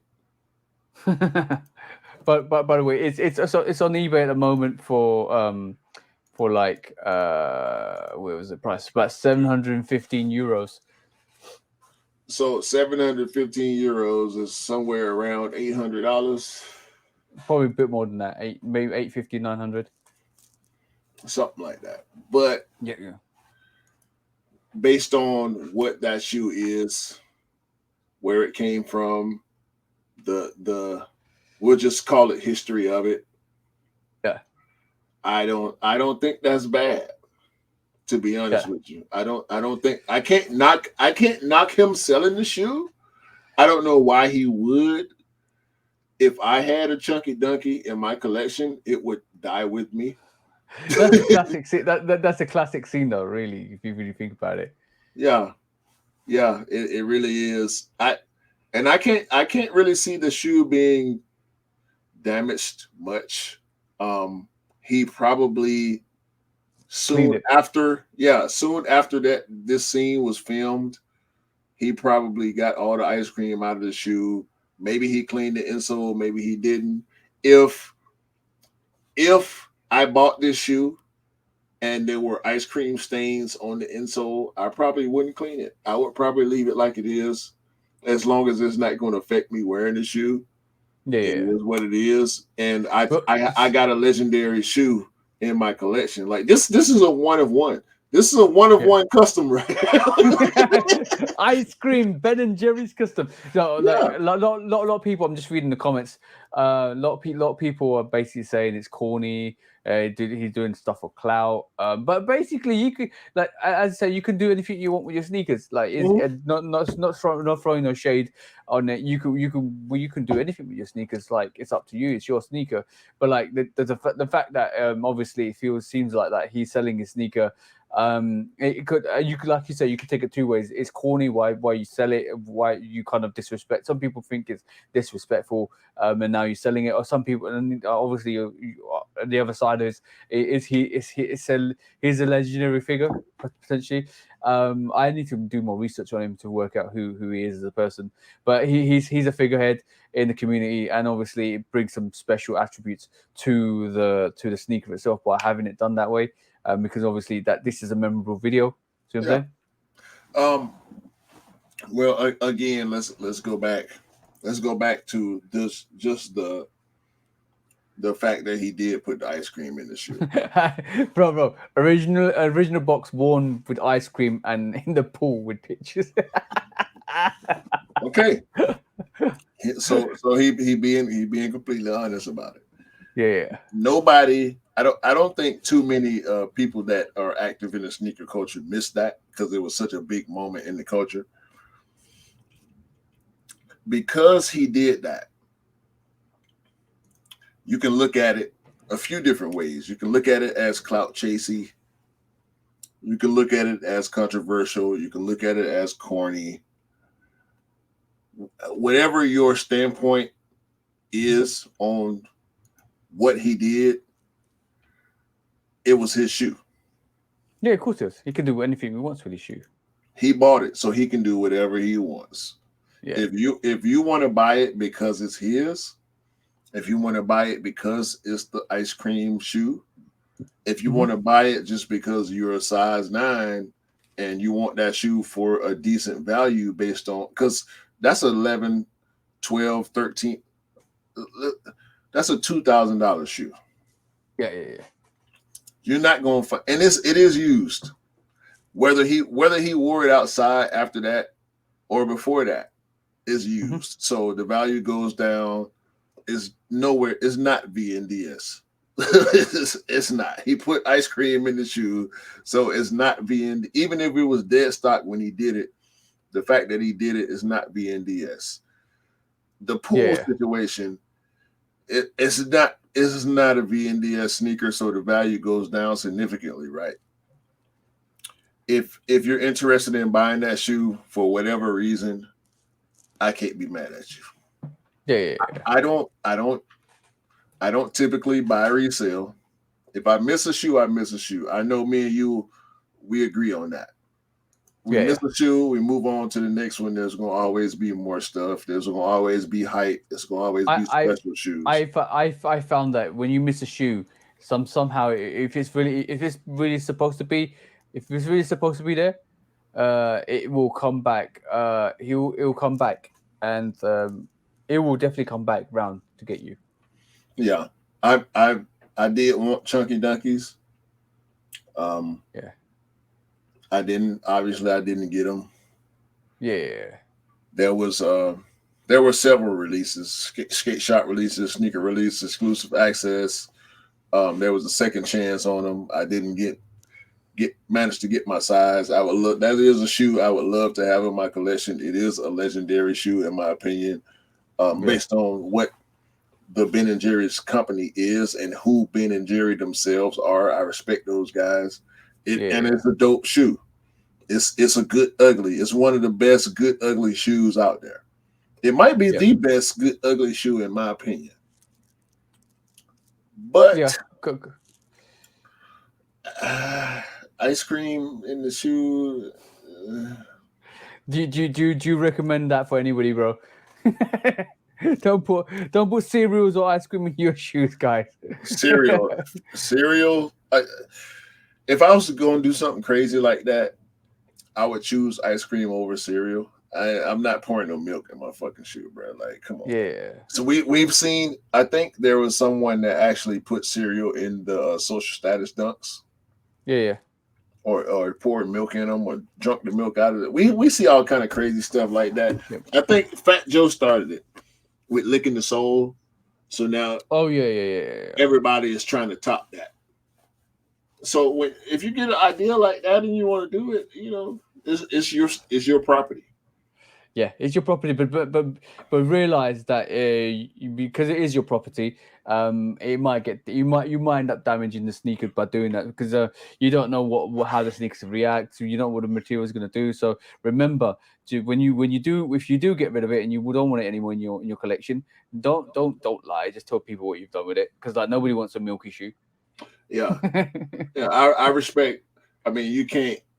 He could make a he could make any kind of email and just put it on there and sell it to whoever with this thing and not know people not know where it's coming from or what that Yeah, shoe yeah, is. yeah, But yeah. I respect the fact that he actually putting it out there and letting people know that this is the ice cream shoe, and that shoe is probably already purchased at this point. Yeah, Somebody bought that probably. shoe, whether they display it or wear it, whether they post it or not. Somebody has bought probably that somebody has bought that shoe, and I can't blame them. I mean, it's a legendary shoe. Um, and we know, sneaker culture is growing. It's getting bigger and bigger, but in my Hand. opinion, it is still a niche culture. Yeah, yeah. So for the person that bought that shoe, they were willing to spend their money on it. Congratulations, you got a legendary shoe. Yeah, yeah. Hands down, hands down. So it's awesome sneaker. So definitely, like that is one of the classics. Like when you think about classics, that is definitely one of the classic sneakers. Like the Chunky Dunkies are hands down one iconic. You know how in through the years when you remember sneakers and you're like, okay, cool. Yeah. So what happened in 2015, 2016? Oh, we got the Chicago's, we got the Breads. We know they come out. You know what? The iconic pinpoints, like in sneaker releases. You're like, Yeah, oh, remember the P Rods. Oh, everybody remembers the P Rods. I remember the Chunky Dunk. It's a sneaker that's never gonna be forgotten about. Never that ever will be forgotten about.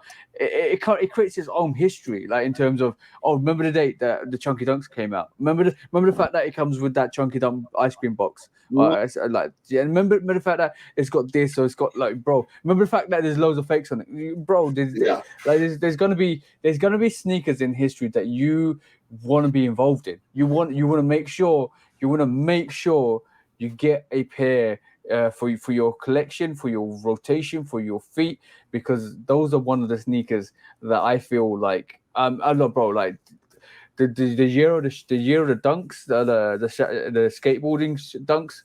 Like we can go into the civilist. What an amazing sneaker, bro!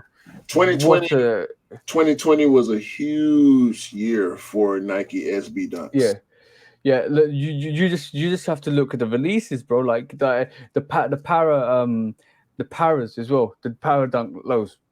Boy, The Bear Bricks. everybody, Cam just secured a pair of Bear yeah, Bricks. Like there yeah, was so many FTC, yeah. so many. Yo, the FTC was so phenomenal. But like what, even the Ungrateful Deads, Grateful like Dead. everybody's gonna remember, and like everybody's gonna look at the collection here and there and behind you and say, oh, you guys only buy Jordans, or you guys only buy this, and you guys only buy that. Is because we buy the stuff we love, but it doesn't mean we don't love the other stuff. So if like somebody, I met a couple of people yesterday, and somebody asked me, oh, so do you not want the concept ones? And I was like, I like Air Max ones, but they don't suit me. Right. Mhm. I appreciate the silhouette. I appreciate the design. I appreciate everything. But I'm not gonna buy something that doesn't suit me or doesn't suit my feet. And Yeah, that's one thing. But even with dunks, bro, I'm not a dunk guy, but I have a real appreciation for the concept, the design, the execution, the delivery. And you can sit there from afar and still love something, even though you haven't got it. And yeah, that's been a true sneakerhead, because you don't instantly go and say you hate something because you don't understand something. You don't instantly go and say you hate or throw shade on something because you don't like it, or the fact you don't own it. One thing that's important: if you don't own it, don't say it's shit because you don't have it. right, That's not a true sneakerhead. Being a true sneakerhead is saying, I have respect for the fact that I don't own this. I don't own everything, bro. I don't own the off-white fives. Even though I think the grey metallic version is better than the all white version, I don't own them because I don't think they will. I don't think they'll live up to the test of time. Do appreciate the deconstruction of it. Love it a lot. I even love the Chicago off-white ones, but I'll never ever own one because I don't like the fact that it's not a very wearable sneaker. I'd rather have the original Chicago ones. So from that aspect, I appreciate the design, I appreciate the concept, I appreciate the execution, I appreciate everything on the sneaker. Me being a customizer, I appreciate it a lot. And I appreciate that some of those intakes have shown everywhere else on designs. We just pulled out the Jade Riser 5s, which has got that offset off-white design on it, off-white age vintage look, and that's the whole massive thing. I appreciate it. And sometimes sneakers do grow. Like I'm sitting here right this moment in time, and I kind of regret. Like I'm gonna show you. These are actually still sitting. And you're probably gonna say you should get them. But obviously March Madness won't allow me to get it. Hold on, let me try to find this. No, listen, man. That Civilus dunk, Yeah, and that chunky dunky. Like the muslin dunk. Oh my god, the muslin dunk. There's so many SB dunks that I've gone for. Most of the SBs, I'll say about 80% of the SBs that have came out in the past few years, I've gone for. And people might call me crazy. I didn't try to get any of the Supreme SBs because I don't like them. yeah. I don't like the stars on them. It's a normal dunk colorway with stars in the SB. Like I didn't try for them because I didn't like them. So I'm going to show you something now, right? I'm sitting here contemplating this sneaker, bro. I did not like this. I did not like this when it first came out. Don't like it. To be honest, it's not got my size, so I can't get it. Don't worry. Don't like it, bro. It's not for you. I know exactly, but the thing is, hey, I put mine up. You don't like this? Don't get it, bro. You don't need it. No, not exactly. I don't need it, but right this moment in time, I have a real appreciation. I did not like it when it first came out. I thought it was too patchy. If it had one camo strip all the way through, but like from my perspective, like I do really respect that sneaker a bit way more than I did when it first actually came out, and that's a testament to the growth of a sneaker, because sometimes the sneaker actually grows on you. You don't like it. Why you never. You don't like it, bro. You don't need it. It's okay. It's okay. Fuck you, Q. It's okay. It's okay. It's not for you. Everything is not for everybody. And that's the reason why I like them even more, because of those orange laces, bro. You're such an idiot. You're such an idiot. Don't worry about it, bro. I got them for us. I have them for us. Okay. Oh shit! Don't make me give you a yellow. Don't make me give you a yellow sneaker, bro. but in retrospect, seeing them on feet, seeing them in the wild. Let's just see in the wild is in terms of in the concrete jungle, right? It makes you kind of respect that sneaker more, because I same thing happened with the patinas. I never liked the patinas until they released, until I saw them in hand, until I saw the mint laces, and they just changed my mind totally on the sneaker itself. So in retrospect to that, like this is why I do not disrespect any sneaker, even if I don't like it. I really do appreciate concepts and designs, and a lot goes down to history. A lot goes down to the execution of the sneaker. I will always be truthful when it comes to execution of sneakers. If they're not right, I'm going to call them out. I don't care what brand, what type, what it's about. I do not care, and this is why the Rebellion Air is going to be another sneaker that everybody remembers. Yeah, I think so. That sneaker, it won't. I don't think it will be as infamous as a lot of other sneakers, such No. as the homage to home or Yeah. the metallic gold top three. As far Yeah. as Jordan ones is concerned, it won't be as divisive as well. Maybe it will be as divisive as the patent bread, or it won't be as memorable maybe as a biohack because that's a shoe that I didn't like that people love. I think the Rebellionaire kind of falls in that category of maybe you love it, maybe you hate it.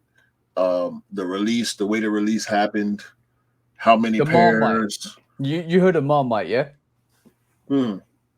Marmite is a spread in the UK, and it's Vegemite in Australia, where you either like it or you hate it. People either like it or hate it, and that's the that's the Marmite of a sneaker. Some people are gonna like it, people are gonna hate it, some people are gonna trash it, some people are gonna absolutely love it. So in that retrospect, I think you're right, spot on. The Yeah. rebellion is something. The rebellion is something that I feel is if you don't like it at this moment in time, and you do like it in the next couple of months to a year, I'll say go and pick it up, because that sneaker will never come out like that again. It will never release. You will never get a shadow banned, and that's a shadow ban, like with that graffiti.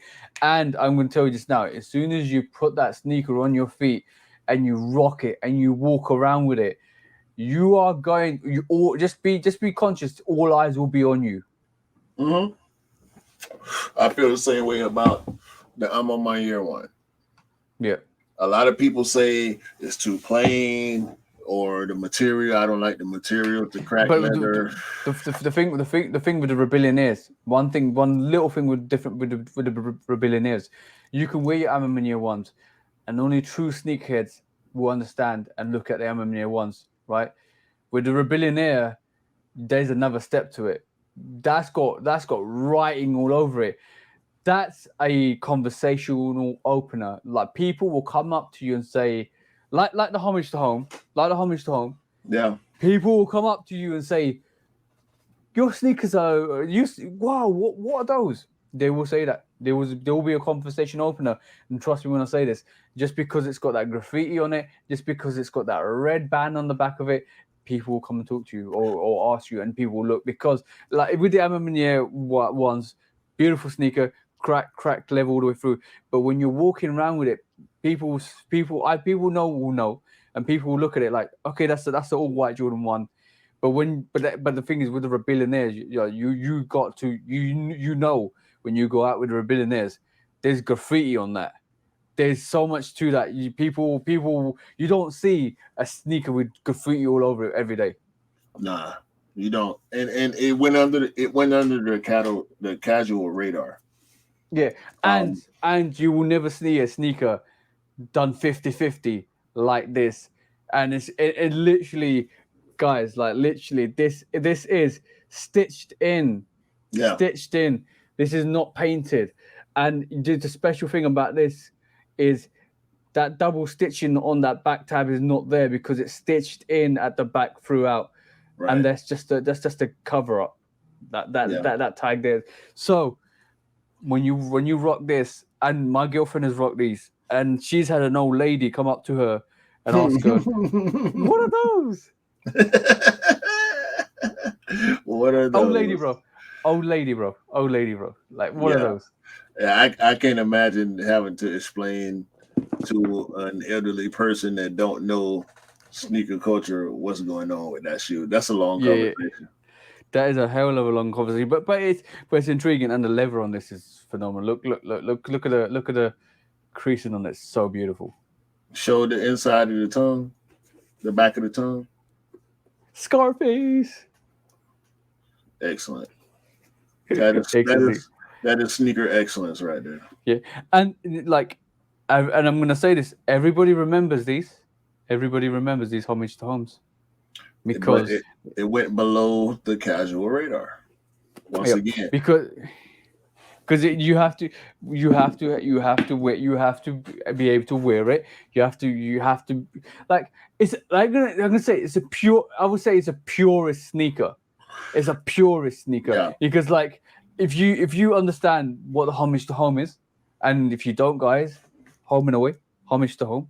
So I'm saying Chicago that's bread. Chicago bread. So I'm saying first that is where it all started. That's the paying tribute to where it all started. That's the homage to homes. This is why it's called homage, giving homage to home and away. Right? So basically that Jordan 1 is iconic, and then the purists will understand that.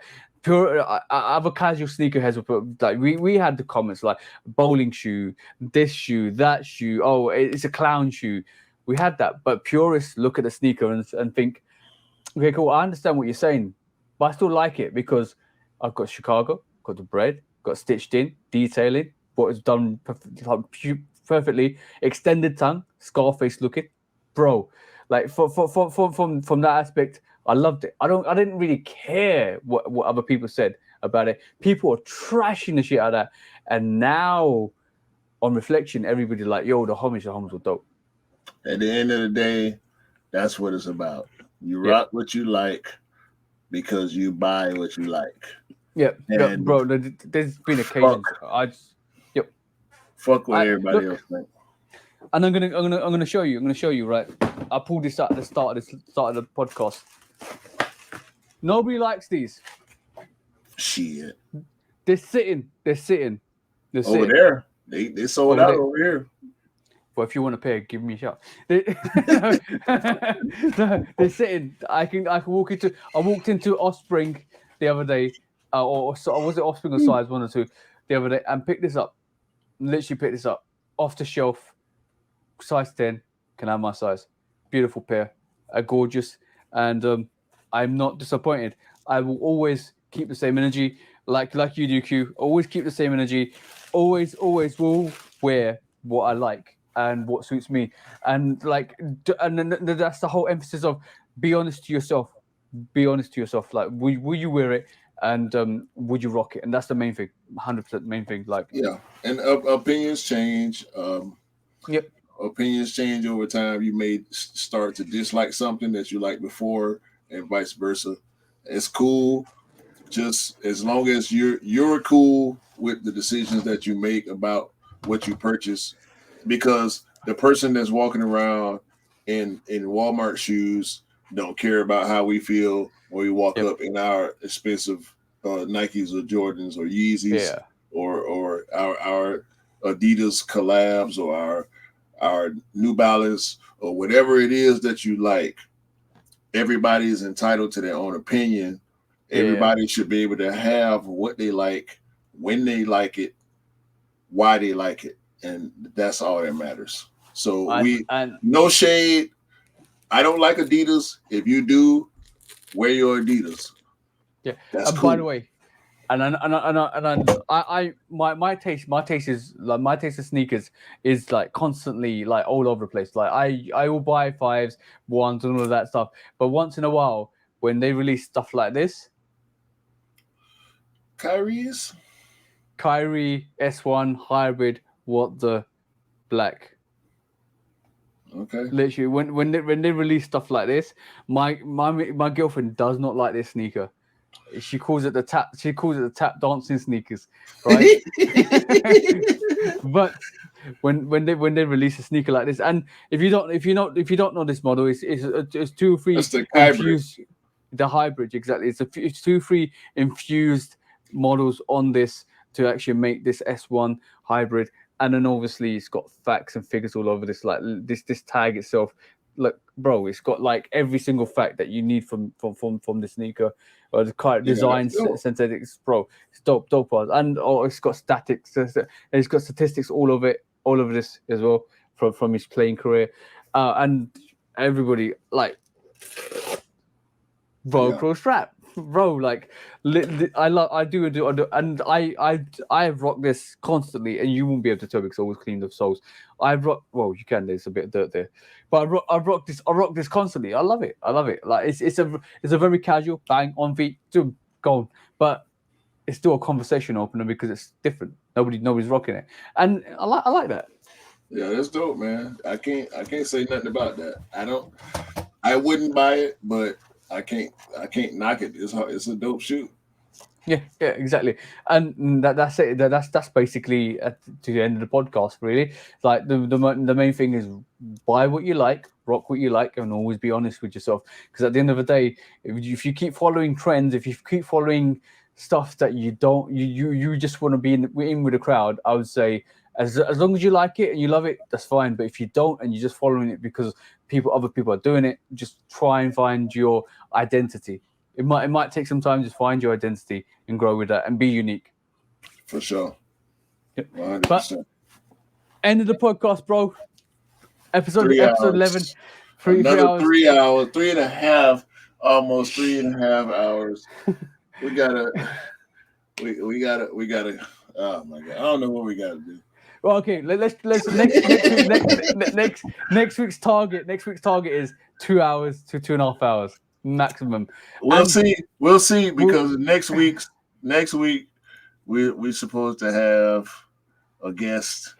I'm not gonna say his name, but we will have a guest in the building, and it's gonna be interesting. He was threatening to break down the doors this week. Yeah, he wanted to. He called me today. But yeah, he called me right before we started recording. So yeah, he'll be here next week. Hopefully, if everything goes well for everybody. We want everybody to continue to live the best version of their lives possible. Yep. And hopefully we'll see everybody next week. Yeah. Yeah, for sure. Always be amazing. Always be constant. Always be amazing. Always do amazing things. Always keep producing. Keep admitting that positivity out into the universe, and you will strive. You will be awesome, and keep being awesome, guys. Definitely keep being awesome, and keep doing your things. Because if you like, make sure you make, like, for me, what I found is make sure you have a very good supporting group of people around you when you're doing stuff, because it's like being by yourself with your own thoughts, with your own ideas, is sometimes tough, and you might hit a brick wall. But sometimes when I reach out to Q, E, Scott, Cam, Alex. I've a fundamental, very good group of people around me that I trust, and I would always have a conversation, and they will have a conversation with me. Like Cam called me up the other day, well, yesterday, and he was like, "I got this, and I don't think I can do it no more. And what should I do?" And I said, "Don't do it, bro."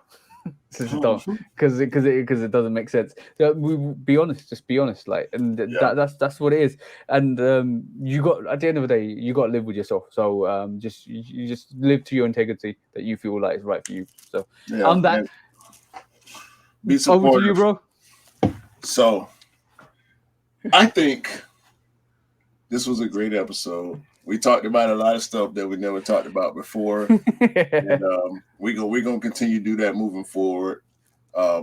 Shout out to everybody that support us, everybody that's tuning in right now, past, present, future. Tune in. IG Love Kicks Custom, 808 Kicks ATL, and for me and TJ, I want to say everybody have a great day, a great month, a great year, and hopefully everybody can buy the ice cream lady sneakers that they like. Because everybody deserves the ice cream lady sneakers that they want. $2 podcast. And on that note, Jesus Christ.